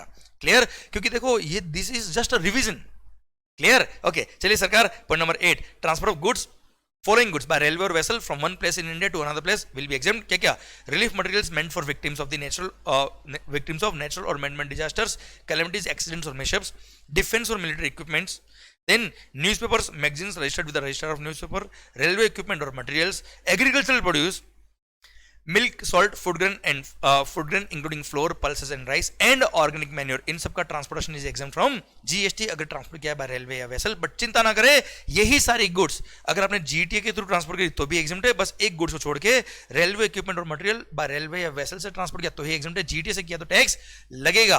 पर हाँ, जीटीए के लिए 2 पॉइंट एक्स्ट्रा है. बोल दिया क्या, अगर सर उसके पूरे ट्रक में, पूरे गुड्स कैरेज में जितना भी गुड्स है उन सबका फ्रेट मिला के 1500 या उससे कम है तो इस पे सर जितने भी गुड्स है उन सबके फ्रेट पे जीएसटी क्या है, एग्जम्प्ट है. पर अगर मान लो सर पूरी ट्रक में या पूरे गुड्स कैरेज में जितना भी गुड्स है उन सबका फ्रेट मिला के 1500 क्रॉस कर रहा है तो ऐसे केस में इंडिविजुअल कंसाइनी वाइज देख लेना, इंडिविजुअल कंसाइनी वाइज जितना भी फ्रेट है वो अगर 750 से कम है तो उस पर जीएसटी नहीं लगेगा. सरकार आइए, ये 750 वाला पॉइंट ये रहा. ओके नेक्स्ट पॉइंट सर, ये हम बात कर चुके ऑलरेडी. जीटीए ने वो 7 स्पेसिफाइड पर्सन के अलावा किसी को भी सर्विस दी तो जीएसटी क्या है, एग्जम्प्ट. याद है वो फैक्ट्री रजिस्टर्ड फैक्ट्री से रिवर्स में बात करी थी हमने. सेम पॉइंट सर, ये हमने यहाँ भी बात करी थी. जीटीए ने ऐसे किसी गवर्नमेंट डिपार्टमेंट या एस्टेब्लिशमेंट या गवर्नमेंटल एजेंसी या लोकल अथॉरिटी को सर्विस दी है जो केवल और केवल टीडीएस के पर्पस के लिए जीएसटी में रजिस्टर्ड है और कोई पर्पस के लिए रजिस्टर्ड नहीं, तो जीएसटी क्या है, एग्जम्प्ट है. सर नेक्स्ट है क्या, services associated with transit cargo to Nepal और भूटान, जिसको लैंडलॉक कंट्री भी बोलते हैं. Sir transit cargo to Nepal Bhutan से रिलेटेड आपने कोई भी सर्विस दी, जीएसटी एग्जम्प्ट है. अच्छा इसमें केवल ट्रांसपोर्ट नहीं है सर, कार्गो हैंडलिंग सर्विस भी आ गया. अरे है ना सर, ध्यान देना बेटा, ट्रांजिट कार्गो से रिलेटेड कोई भी सर्विस है जीएसटी एग्जम्प्ट है. नेक्स्ट है क्या, services by way of giving on hire to a state transport undertaking a motor vehicle meant to carry more than 12 passengers. जैसे बॉम्बे की बेस्ट की जो बसेस है बेटा, या राजस्थान रोडवेज को बसेस कम पड़ गया, आपने बस हायरिंग पे दी, रेंटिंग पे दी, जीएसटी क्या है, एग्जम्प्ट है. अच्छा एक सर्कुलर आ रखा है जिसने बोला है क्या, हायरिंग हो या रेंटिंग हो दोनों पे जीएसटी एग्जम्प्ट रहेगा, क्योंकि सर शेड्यूल 2 सीजीएसटी का जो आया है उसने हायरिंग और रेंटिंग पे कोई डिफरेंस रखा नहीं है जीएसटी के अंदर. हाँ बिफोर जीएसटी कुछ फर्क हुआ करता था पर अब कोई फर्क नहीं है. तो रेंटिंग हो हायरिंग हो कुल मिला के इफेक्टिव कंट्रोल पोजीशन ट्रांसफर किया नहीं क्या, कोई फर्क नहीं पड़ रहा. सर रेंटिंग पे दिया, हायरिंग पे दिया, इन फॉलोइंग व्हीकल्स पे जीएसटी एग्जम्प्ट है. सर फर्स्ट क्या है, स्टेट ट्रांसपोर्ट अंडरटेकिंग को आपने motor vehicle meant to carry more than 12 passenger अगर दिया है, या फिर आपने लोकल अथॉरिटी को electrically operated vehicle meant to carry more than 12 passenger अगर आपने दिया है, या फिर सर जीटीए को आपने मीन्स ऑफ ट्रांसपोर्टेशन दिया है, ट्रक किराए पे दिए, जीएसटी एग्जम्प्ट है. देन सर अगर आपने वही याद है मैं स्कूल को transport of student faculty staff की सर्विस दे रहा हूं और आपसे मैंने बस किराए पे ली, जीएसटी क्या है, एग्जम्प्ट है. भारत माता की जय. ये रहा वो सर्कुलर जिसने बोला क्या रेंटिंग और हायरिंग में कोई फर्क नहीं है, दोनों केस में जीएसटी क्या रहेगा, एग्जम्प्ट रहेगा. देन टोल चार्जेस पे जीएसटी नहीं लगेगा. अच्छा सर्कुलर इशू करके बोला क्या, कभी कभी क्या होता है हैवी लोडेड ट्रक होती है जिसके लिए ओवरलोडिंग चार्जेस चार्ज करते हैं, तो ओवरलोडिंग चार्जेस को भी टोल चार्ज ही माना जाएगा, जीएसटी नहीं लगेगा. देन अगर आपने सर टोल एन्युटी के फॉर्म में कलेक्ट किया तो भी जीएसटी नहीं लगेगा. Services by way of access to road और bridge on payment of annuity तो भी जीएसटी नहीं लगेगा. पर हाँ सर सर्कुलर देखिए बोला भाई एनी सर्विस जहां पे पेमेंट का मोड एन्युटी क्या वो एग्जम्प्ट है क्या, नहीं. तो यहां बोल दिया क्या, केवल एक्सेस टू रोड और bridge on payment of annuity exempt होता है. भाई कंस्ट्रक्शन ऑफ रोड अपने आप में एक अलग सर्विस है, कंस्ट्रक्शन ऑफ रोड के लिए अगर आपने पेमेंट एन्युटी फॉर्म में रखा है इसका मतलब ये नहीं कि वो भी इस सर्विस में कवर हो जाएगा और सर उस पर टैक्स लगेगा, दिमाग खराब मत करना बच्चों. कंस्ट्रक्शन ऑफ रोड अलग सर्विस है और एक्सेस टू रोड और bridge on payment of annuity हो या टोल चार्ज अलग सर्विस है बेटा. देन सर ट्रक वगैरह को नेशनल परमिट देने के लिए जो लाइसेंस फीस चार्ज करी उस पर जीएसटी नहीं लगेगा। पढ़िए, services by way of granting national permit to the goods carriage to operate throughout India और कंटिजियस स्टेट्स, तो जीएसटी नहीं लगता। भारत माता की जय। सर आ रहा है क्या, construction related services. Sir first point, अगर आपने single residential house other than as a part of the residential complex, अगर सर कोई घर जो एक परिवार के रहने के लिए बनाया गया है, डिजाइन फॉर वन फैमिली, उसको बोलते हैं सिंगल रेजिडेंशियल हाउस। अगर मोर देन वन फैमिली के लिए बनाया गया है तो उसको बोलते हैं रेजिडेंशियल कॉम्प्लेक्स। सर अगर सिंगल रेजिडेंशियल यूनिट अगर आपने कंस्ट्रक्शन किया है, वो भी प्योर लेबर पे, वो भी नया कंस्ट्रक्शन किया, तो जीएसटी क्या है, एग्जम्प्ट है। सर ध्यान देना, रिपेयर मेंटेनेंस टैक्सेबल रहेगी। Second thing sir, material plus labour का कॉन्ट्रैक्ट है वो भी टैक्सेबल रहेगा। प्योर लेबर एग्जम्प्ट, एक तो प्योर लेबर कॉन्ट्रैक्ट, वो भी ओरिजिनल वर्क्स मतलब न्यू कंस्ट्रक्शन पे जीएसटी एग्जम्प्ट है। सेकंड सर, अब आ रहा है क्या, प्रधानमंत्री housing for all urban mission और प्रधानमंत्री आवास योजना। सर इस योजना के थ्रू जो घर बन रहे हैं इंडिविजुअल लेड हाउसेस, सर उसका अगर आपने नया कंस्ट्रक्शन किया या रिपेयर रिनोवेशन किया, दोनों एग्जम्प्ट है। पर इसमें भी अगेन क्या लिखा है, प्योर लेबर कॉन्ट्रैक्ट ही एग्जम्प्ट है, विद मटेरियल एग्जम्प्ट नहीं रहेगा। देन नेक्स्ट पॉइंट, बड़ा ही इंपॉर्टेंट पॉइंट है, बहुत अच्छा पॉइंट है सर, ध्यान दीजिएगा बेटा। सर मैं एक बिल्डर हूं, आपका मान लो एग्जिस्टिंग सोसाइटी है, पुरानी बिल्डिंग हो गई सर, आप पुरानी बिल्डिंग तोड़ेंगे, नई बिल्डिंग बनवाएंगे। नई बिल्डिंग बनाने के लिए आपने मेरे को कांटेक्ट किया, अब आप क्या कर रहे हो, मेरे को डेवलपमेंट राइट ट्रांसफर कर रहे हो या लॉन्ग टर्म लीज पे वो लैंड दे रहे हो या floor space index including additional floor space index मेरे को ट्रांसफर कर रहे हो। उसके अगेंस्ट अब वो जो लैंड है वहां पे मैं मान लो 150 फ्लैट बनाऊंगा। अच्छा एग्जिस्टिंग मान लो फ्लैट तो उसमें कितने 50, अब एग्जिस्टिंग फ्लैट थे 50, वो तोड़ूंगा, नए फ्लैट बनाऊंगा, नए फ्लैट उस एरिया में बनेंगे 150 मेरे प्लान के अकॉर्डिंग, और उसमें से 50 फ्लैट मेरे को देने होंगे जो एग्जिस्टिंग मेंबर थे उनको। क्लियर सर, अब बचे कितने 100 फ्लैट, अब 100 फ्लैट बना के मैं बेचूंगा। अब सुनना मेरी बात को ध्यान से सर, 150 फ्लैट, 150 में से 50 तो ऑलरेडी बुक हो गए सर, मैं पहले बात कर रहा हूं बिल्डर की, 50 फ्लैट तो ऑलरेडी बुक हो गए क्योंकि मैंने आप लोगों के लिए बुक किया, उस पर जीएसटी लगेगा सर। रिमेनिंग जो 100 फ्लैट है उसमें से मान लो 70 फ्लैट बुक हो गए before grant of completion certificate और its first occupation whichever is earlier, तो 70 फ्लैट पे भी जीएसटी लगेगा। बचे हुए 30 फ्लैट पे कोई जीएसटी नहीं लगेगा।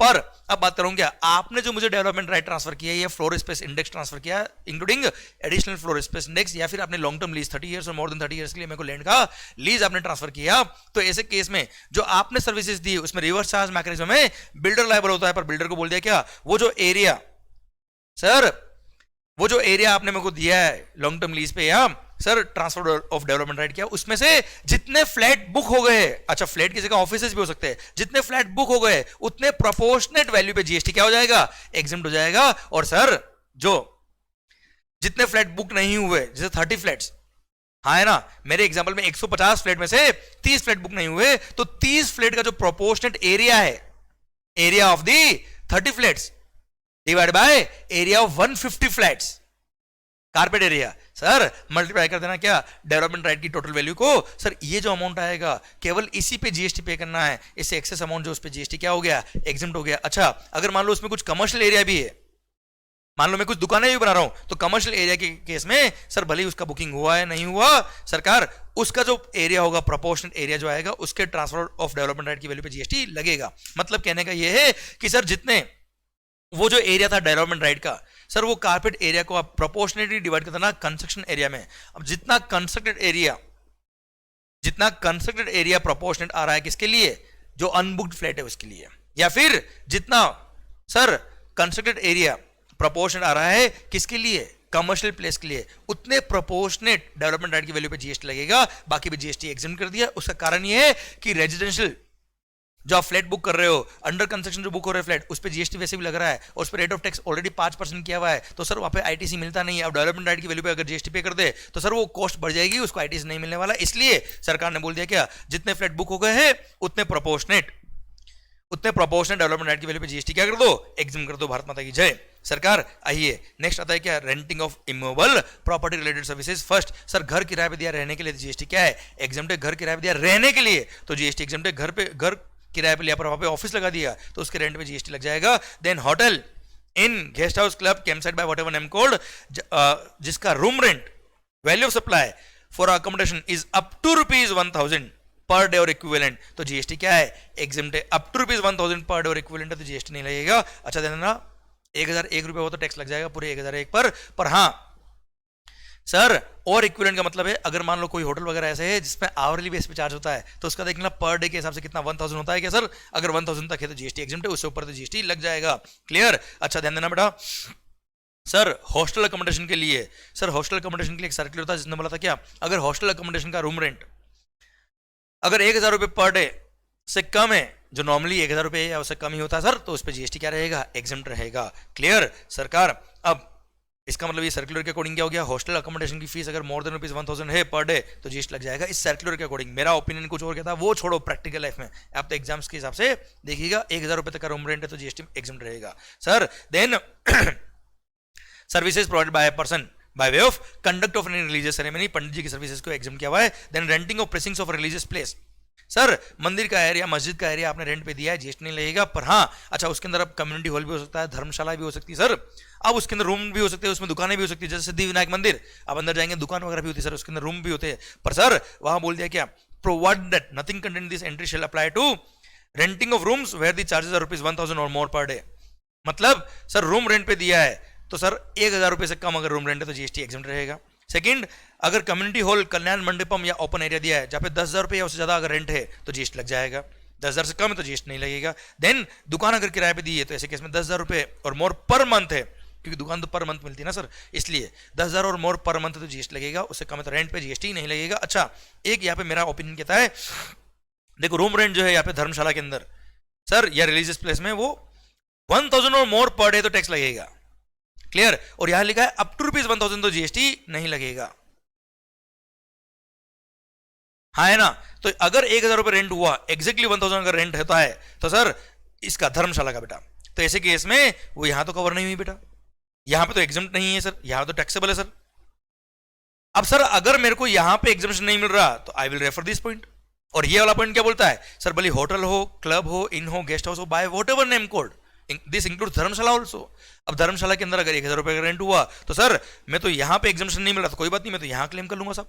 क्लियर। इसलिए मेरी ओपिनियन के अंदर अगर धर्मशाला अगर कोई है या कोई रिलीजियस प्लेस का एरिया है जहां पे रूम रेंट पे दिया है वहां पे 1,000 रुपये रेंट है तो भी जीएसटी एग्जम्प्ट रहेगा। क्लियर। ये इस बार की जो आरटीपी आई थी उसके अंदर आईसीआई ने जो आंसर दिया वो थोड़ा सा गड़बड़ दिया, ध्यान दीजिएगा, और मैंने वो आरटीपी का सोल्यूशन भी आपको दे रखा था। देन अपफ्रंट अमाउंट, सरकार आपने सर 30 ईयर्स और मोर देन 30 ईयर्स के लिए लॉन्ग टर्म लीज पे कोई इंडस्ट्रियल प्लॉट लीज पे लिया है या ऐसा कोई एरिया प्लॉट लिया है आपने which is there for development of infrastructure for financial business, sir आपने लॉन्ग टर्म लीज 30 ईयर्स और मोर देन 30 ईयर्स के लिए सर कोई लीज पे लिया है प्लॉट, प्लॉट किसके लिए, फॉर इंडस्ट्रियल डेवलपमेंट, जैसे रिको इंडस्ट्रियल एरिया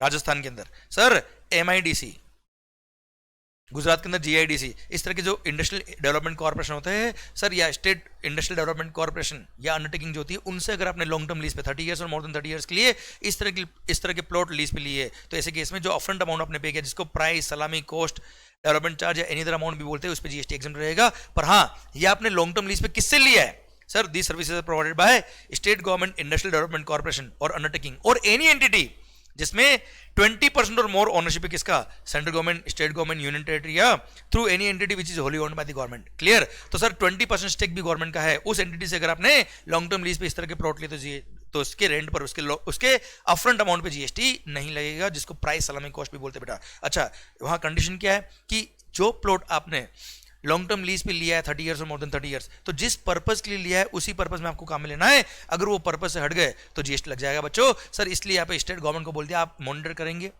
और अगर आप मॉनिटर करते वक्त पता पड़ता है आपको कि जो लेजी है जिसने लीज पे लिया है उसने जिस पर्पस के लिए एग्जामिशन दिया उस पर्पस के लिए यूज नहीं किया तो टैक्स लगा देना, सब रिकवरी करना टैक्स का अलॉन्ग विद इंटरेस्ट। और हाँ अगर वो लीज किसी को सब लीज पे देता है तो उसको अपने एग्रीमेंट में लिखना पड़ेगा कि ये जो लीज पर मैंने जो ये प्लॉट लिया है ये इस पर्पस के लिए लिया है जिसकी वजह से जीएसटी एग्जम्प्ट हुआ है, अगर आपने किसी और पर्पस के लिए यूज में लिया तो जीएसटी पे करना पड़ेगा, वो भी along with interest. Clear, done सरकार। अब आइए, अच्छा एक बात और, एक सर्कुलर और इशू करके बोला कि जो अपफ्रंट अमाउंट आपको पेबल है, upfront amount for long term lease उस पे जीएसटी एग्जम्प्ट है। अब भले वो upfront amount is payable in one और मोर ऑफ द इंस्टॉलमेंट उससे कोई फर्क नहीं पड़ता सर, अपफ्रंट अमाउंट पे जीएसटी एग्जम्प्ट रहेगा। पर मंथ जो रेंट होता है उस पे जीएसटी लगता है, अपफ्रंट अमाउंट जो वन टाइम आप पे करते हो भले वो पेबल इन इंस्टॉलमेंट उससे कोई फर्क नहीं पड़ता, उस पे जीएसटी एग्जम्प्ट रहेगा। Then sir these all points are regarding agriculture. अब एग्रीकल्चर में जो भी एग्रीकल्चर रिलेटेड जितनी भी सर्विसेज थी उसमें जो भी रेंटिंग से रिलेटेड पॉइंट आए थे वो सारे मैंने यहाँ पे रिपीट करे हुए सर, ये सब हमने ऑलरेडी पढ़ लिए सर। आइए नेक्स्ट आता है क्या, गवर्नमेंट रिलेटेड सर्विसेज। सरकार भारत माता की जय हो रही कि नहीं हो रही सर, दिल थाम के बैठेगा, ये सारे एग्जामिशंस कवर हो रहे हैं सर। नो डाउट चैप्टर बहुत बड़ा है, पर सर ये चैप्टर्स को अगर आपने ध्यान से सुन लिया सर, ध्यान से पूरा कंसंट्रेशन के साथ अगर आपने सुन लिया तो एग्जाम्स के अंदर गलती नहीं होगी। अच्छा, बहुत सारे बच्चे इन चैप्टर्स को इग्नोर करते हैं क्योंकि बहुत बड़े चैप्टर होते हैं, याद नहीं होते सर, इनको याद करना भी नहीं है। हाँ, वो पॉइंट्स क्लिक होने चाहिए एग्जाम्स के अंदर कि एग्जाम टेक नहीं है। और ध्यान देना, ये चैप्टर के कुछ ना कुछ पॉइंट किसी न किसी क्वेश्चन के कुछ पॉइंट बन के आ जाते हैं एग्जाम्स के अंदर। Clear sir? Government related services first. All the services provided by the central government, state government, union territory और local authority are exempt from GST except following four. ये चार केस में टैक्स लगेगा, वरना टैक्स कभी नहीं लगेगा। First, services by department post by way of speed post, express parcel post, life insurance or agency services provided to any person other than central government, state government or union territory.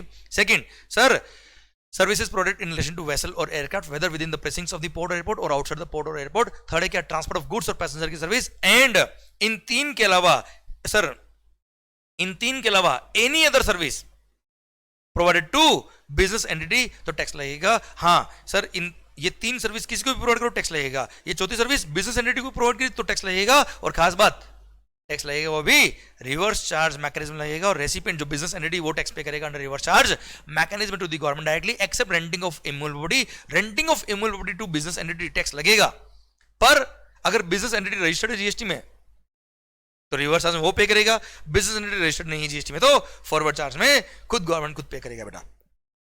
Clear? Done. कुल मिला के government ने इन services को taxable क्यों किया sir? क्योंकि private sector के अंदर सेम सर्विस पे टैक्स लगता था, तो इसलिए गवर्नमेंट की सर्विसेज पे भी टैक्स लगाया गया। ओके, अब सर सिंस यहां पे लिख दिया क्या, any service provided to business entity, इन तीन के अलावा कोई भी सर्विस बिजनेस एंटिटी को दी है तो टैक्सेबल रहेगी। ये तीन तो टैक्सेबल है ही है, इनके अलावा कोई भी service the it will be taxable. इसलिए गवर्नमेंट को आगे कई सारे एग्जामिशन देने पड़े। सबसे पहले बोल दिया क्या, सर्विसेज प्रोवाइड करी गवर्नमेंट ने किसको, किसी बिजनेस एंटिटी को जिसका प्रीसीडिंग फाइनेंशियल ईयर में aggregate turnover was up to the threshold limit was, sir ध्यान देना बेटा, थ्रेशोल्ड लिमिट या उससे कम उसका टर्नओवर था, मतलब वो लायबल फॉर रजिस्ट्रेशन नहीं था। ऐसे किसी एंटिटी को गवर्नमेंट ने सर्विस दी है तो ऐसे केस में जीएसटी एग्जम्प्ट रहेगा, क्योंकि वरना उस पर रिवर्स चार्ज मैकेनिज्म लायबिलिटी आ जाएगी, उसको रजिस्ट्रेशन कराना पड़ जाएगा। पर ये एग्जामिशन अप्लाई नहीं होगा ऊपर वाली तीन सर्विस पे। ऊपर वाली तीन मतलब department of post, vessel, aircraft या ट्रांसपोर्ट पैसेंजर वाली service and renting of immovable property services के केस में एग्जाम नहीं होगा, क्योंकि वहां फॉरवर्ड चार्ज मैकेनिज्म लगता है साहब। देन सर, अगर आपने गवर्नमेंट ने कोई भी ऐसी सर्विस दी है जिसका value of supply up to rupees 5000, up to rupees 5000 तो जीएसटी नहीं लगेगा। और अगर कंटिन्यू सप्लाई ऑफ सर्विस है तो 5000 रुपए पर एनम देखना है। थर्ड बात सर, ये जो 5000 का लिमिट है ये ऊपर वाली तीन सर्विस पर अप्लाई नहीं होता है। ऊपर वाली तीन मतलब बार बार नहीं बोलूंगा, अब ये तीन सर्विस, पोस्ट वाली, वेसल, एयरक्राफ्ट वाली और ट्रांसपोर्ट ऑफ गुड्स और पैसेंजर वाली। क्लियर? डन। सर देना था क्या, central government, state government, union territory या लोकल अथॉरिटी ने अपने ही किसी दूसरे डिपार्टमेंट को, सेंट्रल गवर्नमेंट को, स्टेट गवर्नमेंट को, यूनियन टेरिटरी को, लोकल अथॉरिटी को सर्विस दी तो टैक्स नहीं लगेगा। पर अगेन ये पॉइंट ऊपर वाले तीन पॉइंट पे अप्लाई नहीं होता। देन सर, आपने अपने एम्प्लॉयज के लिए ड्राइविंग लाइसेंस बनवाया, पासपोर्ट बनवाया, वीजा बनवाया, बर्थ सर्टिफिकेट बनवाया, या आपने उस एम्प्लॉय को बोला जा अपना डेथ सर्टिफिकेट बनवा के लेके आ, जो भी फीस गवर्नमेंट ने चार्ज करी उस पर जीएसटी नहीं लगेगा। देन सर, गवर्नमेंट ने सर्विसेज दी है। किसने सर्विस दी भाई? गवर्नमेंट ने। सर किससे रिगार्डिंग? रजिस्ट्रेशन। किसी भी एक्ट में अगर आपने रजिस्ट्रेशन कराया, रजिस्ट्रेशन फी ली गवर्नमेंट ने, जीएसटी नहीं लगेगा। जैसे आरटीओ। अरे भाई सर, ट्रांसपोर्ट वालों को जब कोई नई कार परचेज करोगे, सर नई बाइक परचेज करोगे, आपको फीस पे करना पड़ता ना सर, ट्रांसपोर्ट अथॉरिटी को, सर जीएसटी नहीं है उस पर। Then testing, calibration, safety check, certification relating to protection or safety of the workers, consumers and public at large including fire licence is required by any law for the timing in force. तो ऐसे case में जो भी उन्होंने charge लिया, fees लिया, उस पर जीएसटी नहीं लगेगा। अच्छा देन बेटा, seed testing, seed certification tax, sir इसके लिए जो फीस चार्ज करी उस पर भी जीएसटी नहीं लगेगा। वैसे भी सर सीड सर्टिफिकेशन जो होता है वो वैसे भी टेस्टिंग अंडर एग्रीकल्चर में आता है, वहां पे भी एग्जाम है, यहाँ पे भी एग्जाम है, कोई दिक्कत नहीं सर। देन FSSAI सर को आपने जो फीस पे किया उस पर जीएसटी नहीं लगेगा। ESIC को जो पेमेंट किया उस पर जीएसटी नहीं लगेगा। पीएफ का कॉन्ट्रीब्यूशन किया जीएसटी नहीं लगेगा। Coal mines provident fund organisation को पैसा दिया जीएसटी नहीं लगेगा। Then national pension system trust को अगर आपने कोई फीस पे करी, कोई कॉन्ट्रीब्यूशन किया, जीएसटी नहीं लगेगा। इंश्योरेंस कंपनीज ने IRDA को कोई पैसा पे किया है, गवर्निंग फीस पे करी, जीएसटी नहीं लगेगा। सेबी को अगर आपने कोई गवर्निंग फीस पे करी, कोई जीएसटी नहीं लगेगा sir. Then national centre for college and development authority को सर एग्रीकल्चर से रिलेटेड, सर याद है हमने एक पॉइंट पढ़ा हुआ सर, तो सर जो फीस पे करी उस पर जीएसटी नहीं लगेगा। राइट टू इन्फॉर्मेशन एक्ट के थ्रू अगर आपने कोई भी इंफॉर्मेशन निकालने के लिए कोई फीस पे किया उस पर जीएसटी नहीं लगेगा। सर ध्यान देना बेटा, ऐसा कोई काम जो article 243W of the Indian constitution में कवर, जो म्युनिसिपलिटी का काम है, वो काम अगर गवर्नमेंटल अथॉरिटी ने किया है तो अगेन उस पर जीएसटी नहीं लगेगा। Sir same point, sir article 243G वाला काम जो पंचायत का काम होता है वो अगेन किसी गवर्नमेंटल अथॉरिटी ने किया तो अगेन जीएसटी नहीं लगेगा। क्लियर? अच्छा, यही आर्टिकल 243W या 243G वाला काम central government, state government, union territory या लोकल अथॉरिटी ने किया है तो सप्लाई के स्कोप में नहीं आएगा इस पर section number 7 sub section 2 close में भी। क्लियर? और गवर्नमेंटल अथॉरिटी ने परफॉर्म किया तो भी जीएसटी नहीं लगेगा। अच्छा सर, नेक्स्ट पॉइंट आता है क्या, सर्विसेज किसी गवर्नमेंट एंटिटी ने प्रोवाइड करी है। किसको प्रोवाइड करी है? Central government, state government, union territory या लोकल अथॉरिटी को, या एनी अदर पर्सन जिसके लिए गवर्नमेंट का कि इसको सर्विस दो आप। क्लियर? जिसका फीस जो आता है वो गवर्नमेंट ग्रांट के थ्रू इनको मिलने वाला है against consideration in the form of grant. तो सर गवर्नमेंट ने गवर्नमेंट एंटिटी बनाई है, उसने गवर्नमेंट को सर्विस दी है, उसके कहने पर किसी और पर्सन को सर्विस दी है और उसके लिए गवर्नमेंट ग्रांट की फॉर्म में इसको कंसिडरेशन मिल रहा है तो उस पर जीएसटी नहीं लगेगा। देन कस्टम्स में sir after the office working hours या ऑन हॉलीडेज को काम करने के लिए आपने मर्चेंट ओवरटाइम चार्जेस पे किए, उस पर जीएसटी नहीं लगेगा। सर गवर्नमेंट ने आपके किसी non performance of a contract को टॉलरेट किया है सर, उसके लिए लिक्विडेटेड डैमेजेस या फाइन वाइन कुछ चार्ज किया तो जीएसटी नहीं लगेगा। आप देखना कोई भी फाइन आप पे करते हो सरकार को सर, उस पर जीएसटी नहीं लगता। Then sir central government, state government, union territory ने अपनी अंडरटेकिंग को या किसी पब्लिक सेक्टर अंडरटेकिंग को कोई लोन चाहिए था किसी पीएसयू वगैरह से, उसके लिए गारंटी दी बेटा, गारंटिंग द लोन्स, उसके लिए जो फीस चार्ज किया उस पर जीएसटी नहीं लगेगा। देन सर इंडिविजुअल फार्मर को right to use natural resource दिया, उसके जो रॉयल्टी लिया है उस पर जीएसटी नहीं लगेगा। Then sir old age home वाला पॉइंट हम ऑलरेडी पढ़ चुके बेटा, 25,000 रुपए पर मंथ पर मेंबर तक का फीस है तो जीएसटी नहीं लगेगा। देन सर पॉइंट नंबर 24, 25 अभी काम के नहीं है, ये बोलता है क्या 1 अप्रैल 2016 से पहले के 1 अप्रैल 2016 से पहले के किसी का रॉयल्टी पेंडिंग था, right to use natural resource assign हो गया था 1 अप्रैल 2016 से पहले का, और उस टाइम का जो वन टाइम अपफ्रंट चार्ज होता है वो पेंडिंग था उनका और वो अब जाके पे कर रहे हैं तो सर वो उस टाइम पे भी एग्जाम था तो अभी भी एग्जाम रहेगा, कोई दिक्कत नहीं है। Plus same way telecom companies जिसका 1 अप्रैल 2016 से पहले का कोई right to use spectrum charges या sir right to operate as a telecom operator का कोई लाइसेंस फी पेंडिंग था वो अब जाके पे करता तो इट विल रिमेन एग्जाम्ड, क्योंकि 1 अप्रैल 2016 से पहले ये वैसे भी एग्जाम था बेटा। Sir ERCC access royalty collection contractor, ध्यान देना बेटा, स्टेट गवर्नमेंट क्या करता है सर, स्टेट गवर्नमेंट ने मेरे को मान लो किसी एरिया का रॉयल्टी कलेक्ट करने का कॉन्ट्रैक्ट मेरे को दे दिया और मैंने अमाउंट एक फिक्स कर दिया, डेड रेंट मान लो 100 करोड़ का है सर, साल भर में मैं स्टेट गवर्नमेंट को 100 करोड़ का रॉयल्टी कलेक्ट करके दूंगा। अब अगर मेरे को वहां के माइन होल्डर से रॉयल्टी आया कितना 80 करोड़ ही कलेक्ट कर पाया तो रिमेनिंग 20 करोड़ मेरे को अपनी पॉकेट से पे करना पड़ेगा। Clear sir? अब मेरा पॉइंट आपसे ये, अब माइन होल्डर्स ने 80 करोड़ रुपए जब रॉयल्टी दिया होगा, अल्टीमेटली कलेक्ट करने वाला मैं हूं पर अल्टीमेटली दिया तो गवर्नमेंट को होगा, 80 करोड़ पे वो ऑलरेडी जीएसटी पे कर चुके हैं अंडर रिवर्स चार्ज मैकेनिज्म। अब मेरे को रिमेनिंग 20 करोड़ पे ही जीएसटी पे करना पड़ेगा under reverse charge mechanism to the government directly. मतलब 80 करोड़ पे जीएसटी क्या है, एग्जाम मेरे लिए बेटा, क्योंकि 80 करोड़ पे माइन होल्डर ऑलरेडी टैक्स पे कर चुके हैं। क्लियर? एंड सर अगर मान लो एक्चुअल रॉयल्टी कलेक्ट जो हुई वो मेरी हुई कितनी 125 करोड़, तो 125 करोड़ में से मेरे को देना गवर्नमेंट को कितना है 100 करोड़ ही है। अब ऑलरेडी माइन होल्डर्स 125 करोड़ पे पूरे पे जीएसटी गवर्नमेंट को रिवर्स चार्ज में पे कर चुके हैं, तो सर वैसे भी गवर्नमेंट का रेवेन्यू मिला कितना 100 करोड़, उनको जीएसटी कितने मिल गया 125 करोड़ पे, तब मुझे कुछ भी पे करने की जरूरत नहीं है सरकार। अब आइए क्या सर, ये पॉइंट मैं ऑलरेडी पढ़ा चुका हूं बेटा, रिपीट हुआ है सिंस गवर्नमेंट रिलेटेड पॉइंट था इसलिए पॉइंट रिपीट किया। रेंटिंग में भी कवर होता 30 ईयर्स और मोर देन 30 ईयर्स, याद है बेटा, एमआईडीसी रिको इंडस्ट्रियल एरिया, क्लियर 30 ईयर्स और मोर देन 30 ईयर्स के लिए आपने कोई प्लॉट लीज पे लिया जीएसटी एग्जम्प्ट है। देन ट्रांसमिशन और distribution of electricity bye N electricity transmission और डिस्ट्रीब्यूशन यूटिलिटी, तो इस पे जीएसटी नहीं लगेगा। देन सर किसान के खेत तक, उसके खेत के ट्यूबवेल तक जो इलेक्ट्रिसिटी का इंफ्रास्ट्रक्चर आपने पहुंचाया है उसके लिए जो फीस ली इस पे जीएसटी नहीं लगेगा, ऑलरेडी पढ़ चुके पॉइंट बेटा हम। Then services by a foreign diplomatic mission located in India, sir जैसे यूएस एम्बेसी से आपने वीजा प्रोसेस करा, उसने वीजा प्रोसेसिंग फीस चार्ज के लिए जीएसटी नहीं लगेगा। तो जो भी सर्विसेज प्रोवाइड करी foreign diplomatic mission located in India उस पर जीएसटी नहीं लगेगा। देन सर स्पेसिफाइड ऑर्गेनाइजेशन कौन कौन सी, कुमाऊं मंडल विकास निगम लिमिटेड और कमिटी और state committee under Haj committee act, इन्होंने सर्विसेज दी relating to religious pilgrimage sir, तो ऐसे केस में जीएसटी नहीं लगेगा। जैसे हज की यात्रा करी बेटा आपने, या फिर सर कैलाश मानसरोवर की आपने यात्रा करी इनके थ्रू, तो जीएसटी नहीं लगेगा, जो भी फीस इन्होंने चार्ज किया उस पर बेटा। अच्छा आर्टिकल 243W या 243G वाला काम central government, state government, union territory, local authority या गवर्नमेंटल अथॉरिटी ने किया तो उस पर जीएसटी नहीं है। अब वही काम हमने गवर्नमेंट के लिए किया बेटा, प्योर लेबर वाला काम विथ मटेरियल नहीं, pure labour sir excluding works contract service provided to central government, state government, union territory या लोकल अथॉरिटी। अगर गवर्नमेंट को हमने सर्विसेज दी है कौन सी, जो आर्टिकल नंबर 243G में कवर है, आर्टिकल नंबर 243W में कवर है, तो उस पर जीएसटी एग्जम्प्ट है, प्योर लेबर की है। तो पर वही सर्विस अगर विथ मटेरियल है जिसमें 25% से ज्यादा मटेरियल का वैल्यू इन्वॉल्व नहीं है, कॉन्ट्रैक्ट का वैल्यू 100 करोड़ है, maximum 25 crore he value of material involve है। तो ऐसे केस में जो वर्क्स कॉन्ट्रैक्ट का मैंने काम किया गवर्नमेंट के लिए, अगेन आर्टिकल नंबर 240W या 240G वाला काम किया है, तो उस पर भी जीएसटी एग्जम्प्ट है। पर ये सर्विसेज किसको दी मैंने? Central government, state government, union territory या लोकल अथॉरिटी को दी तो ही एग्जम्प्ट है। ये सर्विस अगर मैंने ये सर्विसेज अगर मैंने गवर्नमेंटल अथॉरिटी या गवर्नमेंट एंटिटी को प्रोवाइड करी तो जीएसटी अभी लग जाएगा।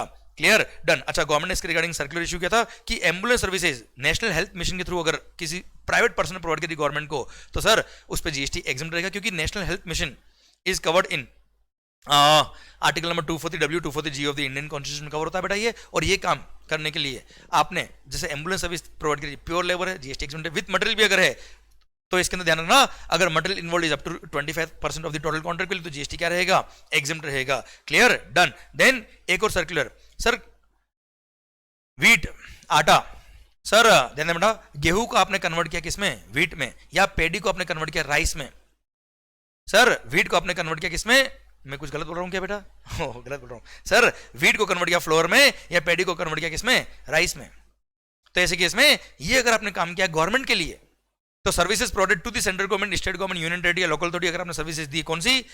Sir milling of wheat into flour and paddy to को कन्वर्ट किया राइस में। Sir for what? For distribution by state government under public distribution system, और public distribution system is covered in article number 243G of the Indian constitution. अब इसमें ध्यान रखना बेटा, ये लोग मिलिंग जो कर रहे हैं उसमें साथ में फोर्टिफिकेशन भी कर रहे हैं। क्या कर रहे हैं बेटा? ये फोर्टिफिकेशन कर रहे हैं। फोर्टिफिकेशन मतलब एडिंग विटामिन और minerals to increase the nutritional value. इसमें बोल दिया क्या, अगर value of material involve is up to 25% of the contract value तो ऐसे केस में जीएसटी विल रिमेन एग्जम्प्ट, क्योंकि ये आर्टिकल नंबर 243G वाला काम है बेटा। Okay, done. अच्छा, इंडियन रेलवेज को इंडियन रेलवे फाइनेंस कॉर्पोरेशन ने अगर sir stock leasing of assets दिया तो जीएसटी लग जाएगा, वो एग्जम्प्ट नहीं है बेटा। ओके सर, जीएसटी नेटवर्क ने services provided by GST network to the central government, state government या union territory for implementation of the GST, तो जीएसटी नेटवर्क भी अपने आप में कंपनी बनाई गई, इसको जो फंड ये प्रोवाइड करता है उस पर जीएसटी नहीं लगता है। देन ऐसा कोई इंश्योरेंस स्कीम, ऐसा कोई इंश्योरेंस स्कीम जिसका सारा का सारा प्रीमियम किसने पे किया है? Central government, state government, union territory ने, तो इस पर जीएसटी नहीं लगेगा। देन नेक्स्ट है ट्रेनिंग प्रोग्राम, जो ऑलरेडी पढ़ा चुका हूं। 75% और more of the training programme का खर्चा जो था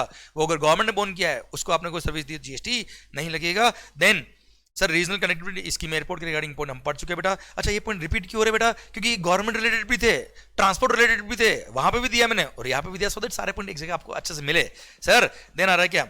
फेयर प्राइस शॉप, राशन की दुकान। सरकार याद आया वर्ल्ड कप नायक मूवी के अंदर, तो राशन की दुकान वालों ने सर जो कमीशन या मार्जिन चार्ज किया उस पर जीएसटी नहीं लगेगा। देन टीबीआई, स्टेप या बायो इंक्यूबेटर ने कोई भी सर्विस दी है उस पर जीएसटी नहीं लगेगा, पर उसके अंदर जो इंक्यूबेटर है, इंक्यूबेटर ने सर्विस दी है तो सर इंक्यूबेटर याद आया, इंक्यूबेटर सर, तो ये तो हो गया बायो, सर टीबीआई मतलब टेक्नोलॉजी बिजनेस इंक्यूबेटर। अब इंक्यूबेटर के अंदर जो इंक्यूबेटी होते हैं बेटा, अब इंक्यूबेटर मतलब वो एंटरप्रेन्योर जो आर&डी कर रहे हैं उन्होंने सर्विस दी है तो उस पर भी जीएसटी नहीं लगेगा, पर उसके लिए कंडीशन क्या है? सर पिछले साल इनका टर्नओवर प्रीसीडिंग फाइनेंशियल में 50 लाख उससे कम होना चाहिए, और इनको जो एग्जामिशन मिलेगा वो फर्स्ट 50 लाख की जो सर्विसेज है इन अ फाइनेंशियल ईयर वही एग्जाम रहेगी, और वो भी इनको फर्स्ट 3 साल के लिए एग्जामिशन मिलेगा, उसके बाद एग्जामिशन नहीं मिलेगा। मतलब पहले देखना है आपको क्या प्रीवियस ईयर में 50 लाख उससे कम था क्या? हाँ था, तो मिलेगा कितना मिलेगा? अप टू 50 लाख मिलेगा। ओके, एग्जामिशन मिलेगा कब तक मिलेगा? 3 साल तक मिलेगा, जब इन्होंने एग्रीमेंट किया टीबीआई स्टेप से, वहां से 3 साल तक ही एग्जामिशन मिलेगा इनको। देन सर ये पॉइंट ऑलरेडी हमने पढ़ा दिया, रिपीट किया हुआ सर। नेक्स्ट क्या है? पॉइंट नंबर 43, ये भी हमने पढ़ लिया है, national permit to the motor vehicles, GST नहीं लगेगा। ओके, एक सर्कुलर था पुलिस या सिक्योरिटी सर्विसेज।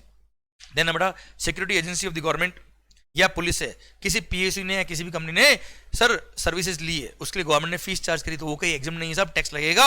और सर आपको पता है security services provided to a registered person in GST, ऐसे केस में रिवर्स चार्ज मैकेनिज्म में वो रेसिपिएंट टैक्स पे करेगा, रिवर्स चार्ज मैकेनिज्म में गवर्नमेंट को डायरेक्टली बेटा। डन। आ रहा है क्या? Banking related services, all the services provided by RBI to RBI नहीं भाई, services provided by RBI are exempt from GST. Then services received by the RBI केवल एक एग्जम्प्ट है, सर्विसेज प्रोवाइडेड टू आरबीआई केवल एक एग्जम्प्ट है sir, service in relation to management of foreign exchange reserves, और ये भी सर्विस आउट ऑफ इंडिया जो इनको रिसीव हुई है उस पर जीएसटी एग्जम्प्ट है, अदरवाइज जीएसटी एग्जम्प्ट नहीं है। सरकार पॉइंट नंबर 3 सर, ये रहा वो पॉइंट जिसमें लिखा है क्या? लोन्स एडवांसेस डिपॉजिट देने पे जो आपको इंटरेस्ट की इनकम होती है उस इंटरेस्ट पे जीएसटी एग्जम्प्ट रहेगा। पर अगर आपने क्रेडिट कार्ड लिया है, क्रेडिट कार्ड का पेमेंट ओवरड्यू हो गया, उस पर अगर इंटरेस्ट चार्ज हुआ तो हैवी इंटरेस्ट, एक तरह से सर्विस फीस होती है, उस पर जीएसटी लगेगा, वो इंटरेस्ट के नाम पे हैवी चार्जेस जीएसटी लगेगा साहब।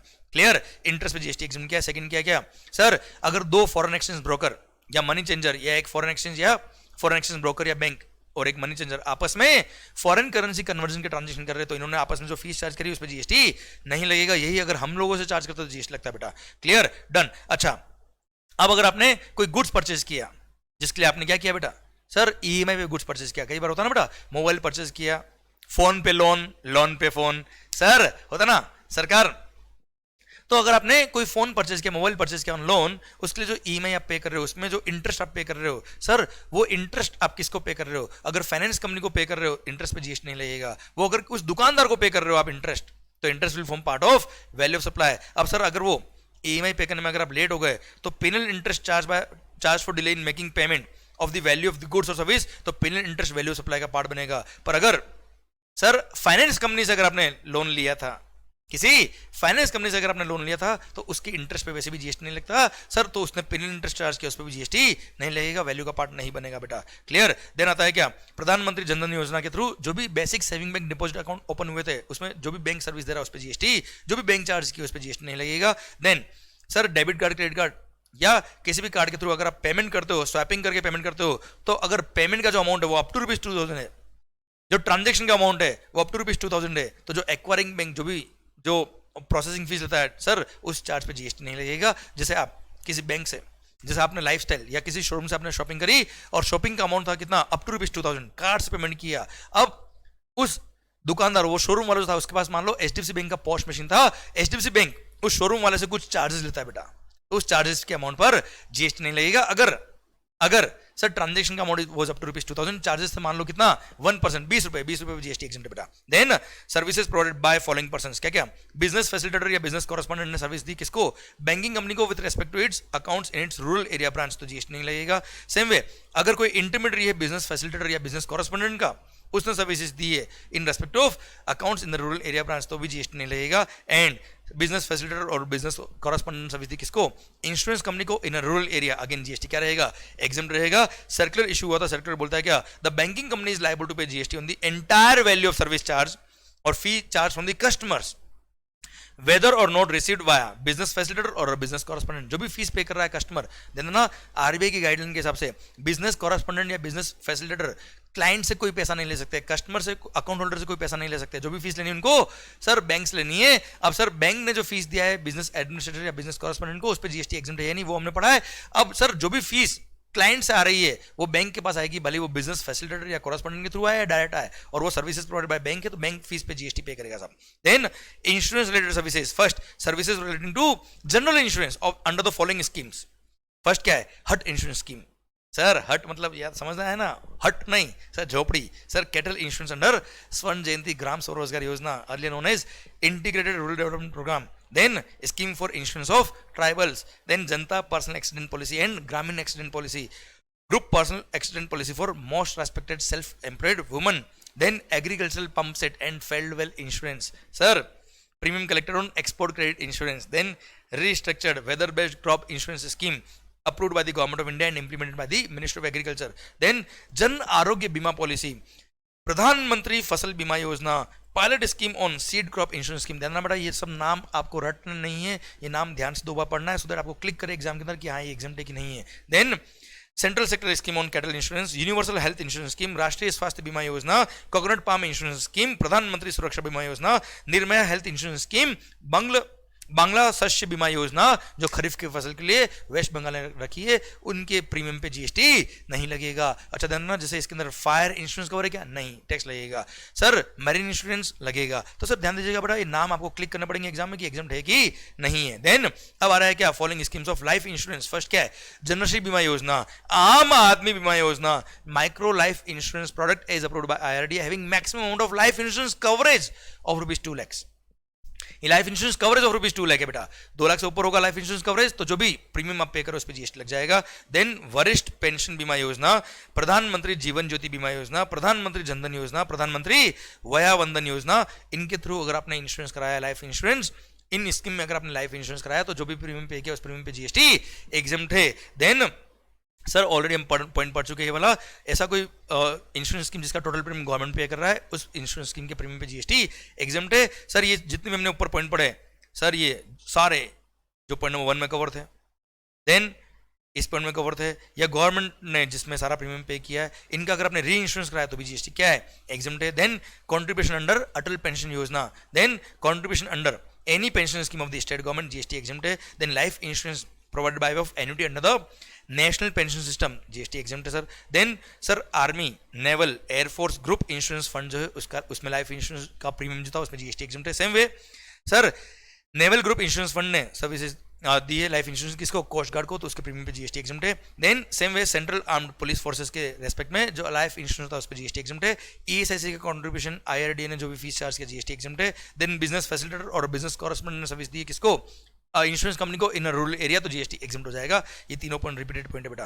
Clear, done. सर अब कुछ मिसलेनियस सर्विसेज जो बच गई थी, जो किसका स्पेसिफिक हेड वाइज सर्विस नहीं थी, वो सब मैंने यहां डाल दी. सबसे पहली बात, services provided by way of transfer of going concern whether as a whole or an independent part thereof GST exempt होगा. सर अगर आपने किसी का बिजनेस टेक ओवर किया है, भले पार्टली किया है या सर होली किया है, ऐसे केस में सप्लाई ऑफ सर्विस किसको मारा था बेटा, technically sir anything other than goods is called service, इसलिए उसको यहाँ पे एग्जाम करना पड़ा और जीएसटी एग्जाम है.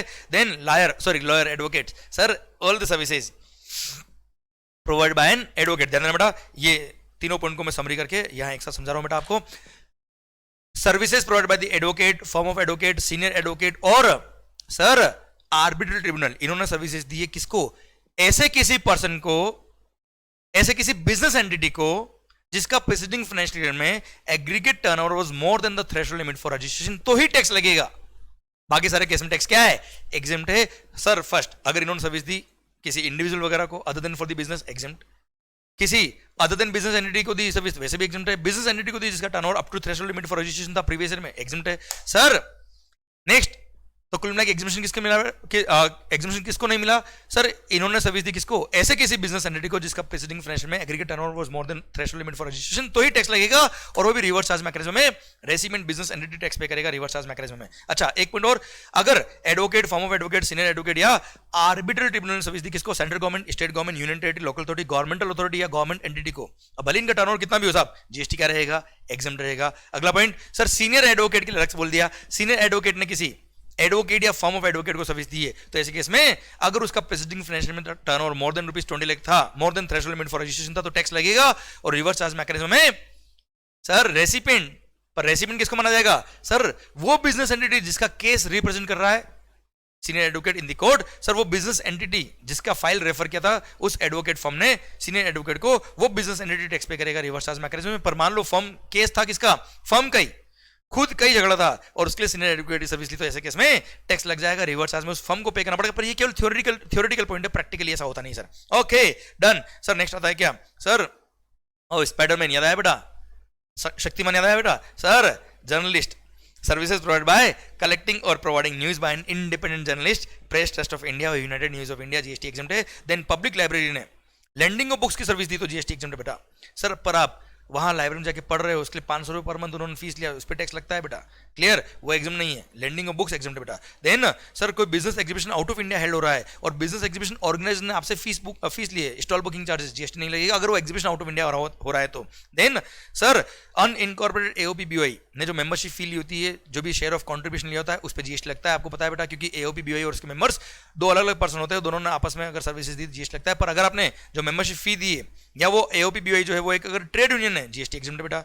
सर या ऐसी किसी काम के लिए आप कंट्रीब्यूशन दे रहे हो, ऐसे किसी फीस सर्विस के लिए आप शेयर ऑफ कंट्रीब्यूशन दे रहे हो या मेंबरशिप फी दे रहे हो जो ऑलरेडी क्या है, एग्जेम्प्ट है. जैसे सर एक मेडिकल कैंप करवाया जिसमें डॉक्टर्स आके और चेकअप कर रहे हैं बेटा, तो उसके लिए जो कंट्रीब्यूशन लिया है उस पर भी जीएसटी क्या रहेगा, एग्जेम्प्ट रहेगा. Sir residential house, sir housing society के अंदर अगर आपने मेंबरशिप फी दी है अप टू ₹7,500 पर मंथ पर मेंबर तक का मेंबरशिप फी है, तो उस पर जीएसटी नहीं लगेगा. सर उसके लिए एक सर्कुलर भी था, उस सर्कुलर में बोला गया है क्या, ₹7,500 पर मंथ पर मेंबर तक का मेंबरशिप फी है, तो जीएसटी नहीं लगेगा. पर उससे ऊपर अगर है, जैसे मान लो 8,000 है, ₹9,000, तो पूरे ₹9,000 जीएसटी लग जाएगा. डिफरेंस अमाउंट पे नहीं सर, देखिए ध्यान से, यहां लिखा है क्या, GST at the rate of 18% shall be payable on the entire amount of ₹9,000. Example 9,000 है बेटा. सर अच्छा, अब रेजिडेंशियल हाउसिंग सोसाइटी जो है उसका एग्रीगेट टर्नओवर सबका मेंबरशिप मिला के ही 20 लाख या उससे कम है, तो वैसे भी वो रजिस्ट्रेशन के लिए लायबल नहीं है. अब रजिस्ट्रेशन के लायबल नहीं तो भले उसका मेंबरशिप फी ₹10,000 हो या कितना भी, जीएसटी वैसे भी नहीं लगेगा. पर अगर उसका थ्रेशोल्ड लिमिट से ऊपर टर्नओवर है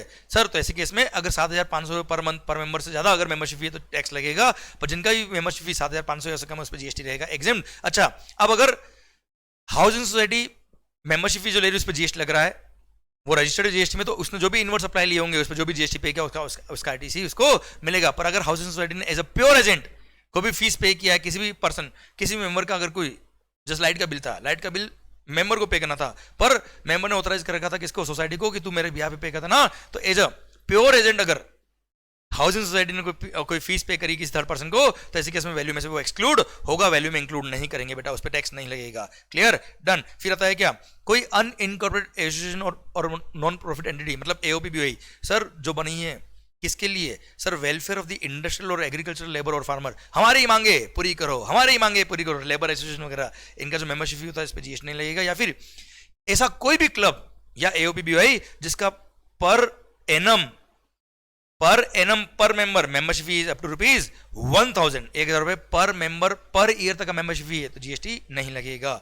then sir out of India से आपने सर्विसेज इंपोर्ट करी है, sir services provided from a provider who is located in non taxable territory, अब उसने सर्विसेज दी किसको, सर सर्विसेज रिसीव किसने करी है, central government, state government, union territory, local authority या गवर्नमेंटल अथॉरिटी, या फिर किसी इंडिविजुअल ने in relation to any purpose other than business, commerce, industry और एनी अदर बिजनेस और प्रोफेशन, तो सर ऐसे केस में जीएसटी क्या है, एग्जम्प्ट है। सर ध्यान देना बेटा, पर इसका एक एक्सेप्शन है क्या, ओआईडीआर सर्विस अगर लिए तो जीएसटी लग जाएगा। सेम वे किसी चैरिटेबल इंस्टीट्यूशन ने चैरिटेबल एक्टिविटीज प्रोवाइड करने के लिए सर्विसेज लिए आउट ऑफ इंडिया से इंडिया में, तो जीएसटी एग्जम्प्ट है एक्सेप्ट ओआईडीआर सर्विस बेटा। Then sir non taxable territory वाले पर्सन ने नॉन टैक्सेबल टेरिटरी वाले पर्सन को सर्विस दी है, तो जीएसटी एग्जम्प्ट रहेगा। जैसे जापान वाले ने चाइना वाले को सर्विस दी, मुंबई में बिल्डिंग बन रही थी, जीएसटी रहेगा एग्जम्प्ट बेटा सरकार।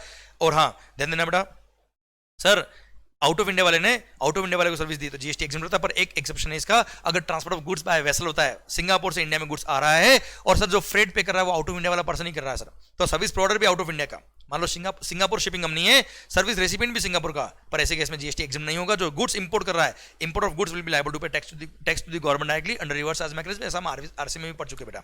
देन सर नेक्स्ट आता है क्या, intermediate of financial services having, अच्छा sir multi services SEZ, sir gift city Gujarat, अरे भाई गांधीनगर गिफ्ट सिटी गुजरात एक ही है हिंदुस्तान में भी, multi city multi services SEZ with the IFSC code, तो वहां पे जो इंटरमीडिएट है उस इंटरमीडिएट ने फाइनेंशियल सर्विसेज रिलेटेड जो भी सर्विसेज दी इन फॉरेन करेंसीज, उस पे जीएसटी क्या है, एग्जम्प्ट है sir. Then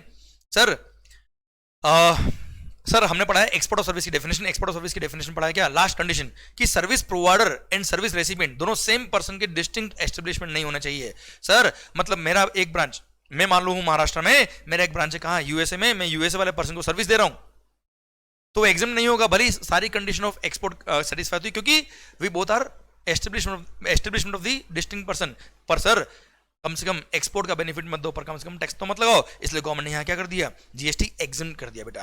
clear. Then import of services by United Nations or specified international organization for their official use, तो जीएसटी एग्जम्प्ट रहेगा। देन फॉरेन डिप्लोमेटिक मिशन ने या करियर काउंसिल पोस्ट ने या डिप्लोमेटिक एजेंट या career consular officers posted in India, उन्होंने कोई भी सर्विस इंपोर्ट करी है, तो जीएसटी क्या रहेगा, एग्जम्प्ट रहेगा, भले ही, पर अच्छा वहां पे कंडीशन क्या है, भले ही वो सर्विसेज उनके पर्सनल यूज के लिए थी, ऑफिशियल यूज के लिए थी या फैमिली मेंबर्स के यूज के लिए थी, तो भी जीएसटी एग्जम्प्ट रहेगा। पर हाँ सर इन लोगों को क्या करना पड़ेगा, एक सर्टिफिकेट देना पड़ेगा, certificate issued by the protocol division of ministry of external affairs, sir इनको क्या करना पड़ेगा, सर्टिफिकेट फर्निश करना पड़ेगा। एंड सर भले वो सर्विसेज ऑफिशियल पर्पज के लिए हो या पर्सनल यूज के लिए, मेंबर्स ऑफ दी फैमिली हो बेटा, सर जीएसटी एग्जम्प्ट रहेगा। अगर इनका सर्टिफिकेट विड्रॉ हो गया तो विड्रॉ होते इनको इंटीमेशन देना पड़ेगा डिपार्टमेंट को, and sir they shall communicate the withdrawal of such certificate to the foreign diplomatic mission और करियर काउंसिल पोस्ट, हाँ है ना बेटा, क्योंकि एग्जामिनेशन विड्रॉ हो गया तो टैक्स पे करना पड़ेगा ना भाई इनको। एंड सर जिस दिन से सर्टिफिकेट विड्रॉ होगा उस दिन से एग्जामिनेशन इनको अवेलेबल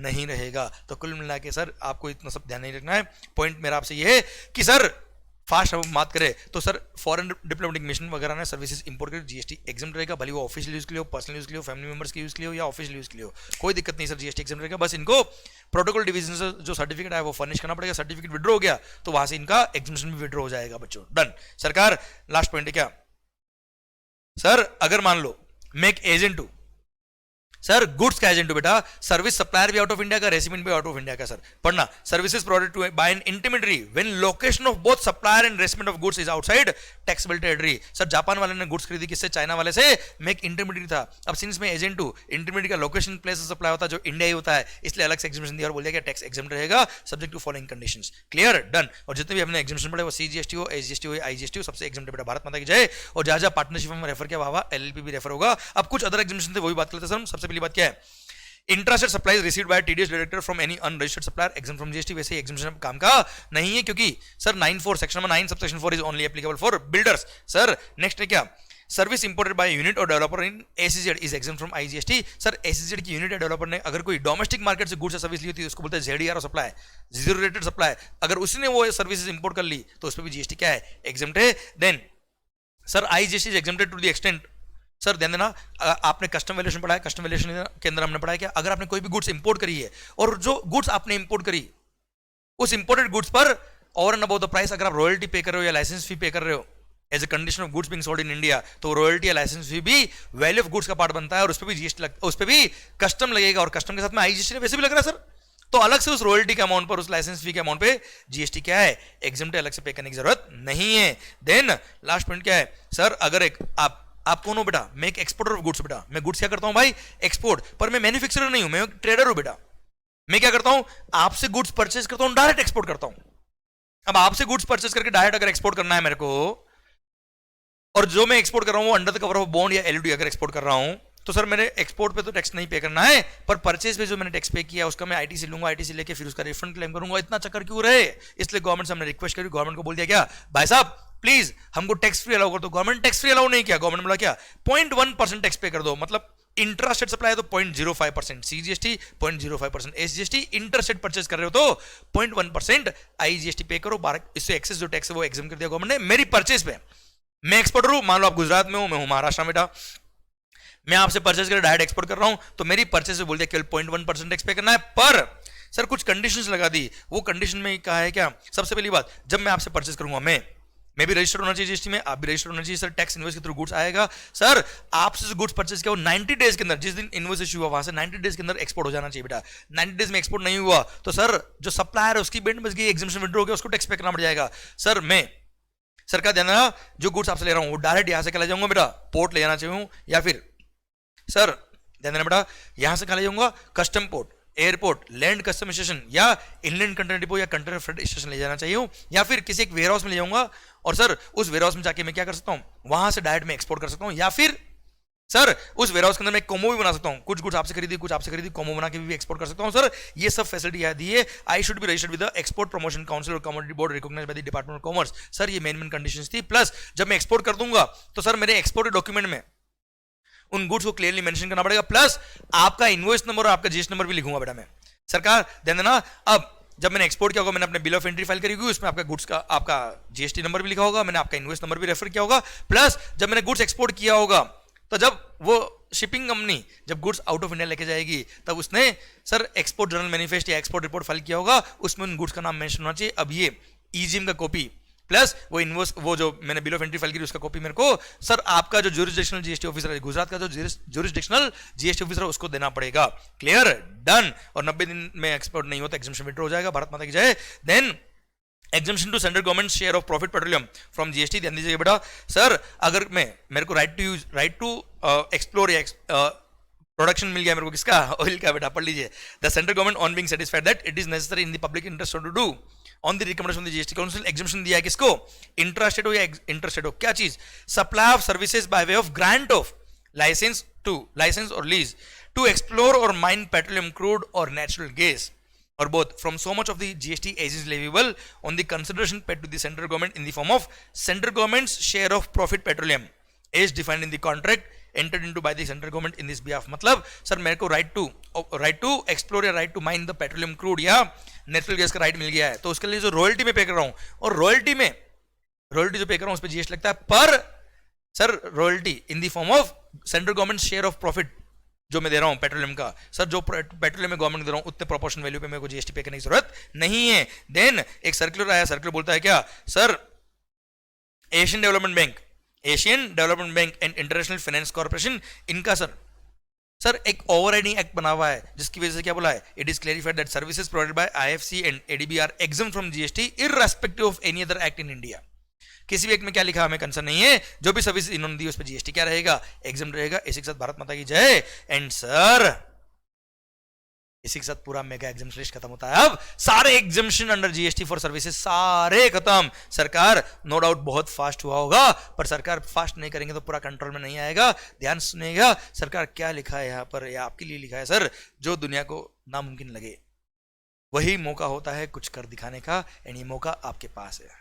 बहुत सारे लोगों ने कहा होगा अब तुमसे ना हो पाएगा, ये तो नामुमकिन है। सर वो जब कर दिया आपने तो माहौल बनने वाला है, जिंदगी आपकी होगी। जिंदगी सर जीने का मौका भगवान ने आपको दिया तो उसको जिए, पूरा दिल से जिए और माहौल के साथ जिए। सर बस जानना ना, माहौल जो होना चाहिए ना, दैट शुड बी जबरदस्त एंड शानदार। सर मिलते हैं नेक्स्ट लेक्चर के अंदर। Thank you so much. माहौल, take care, bye bye, love you lot. Sir पूरी एनर्जी से पढ़िए, क्योंकि सर पता है बहुत सारे लोग अभी आप पे डिपेंडेंट है।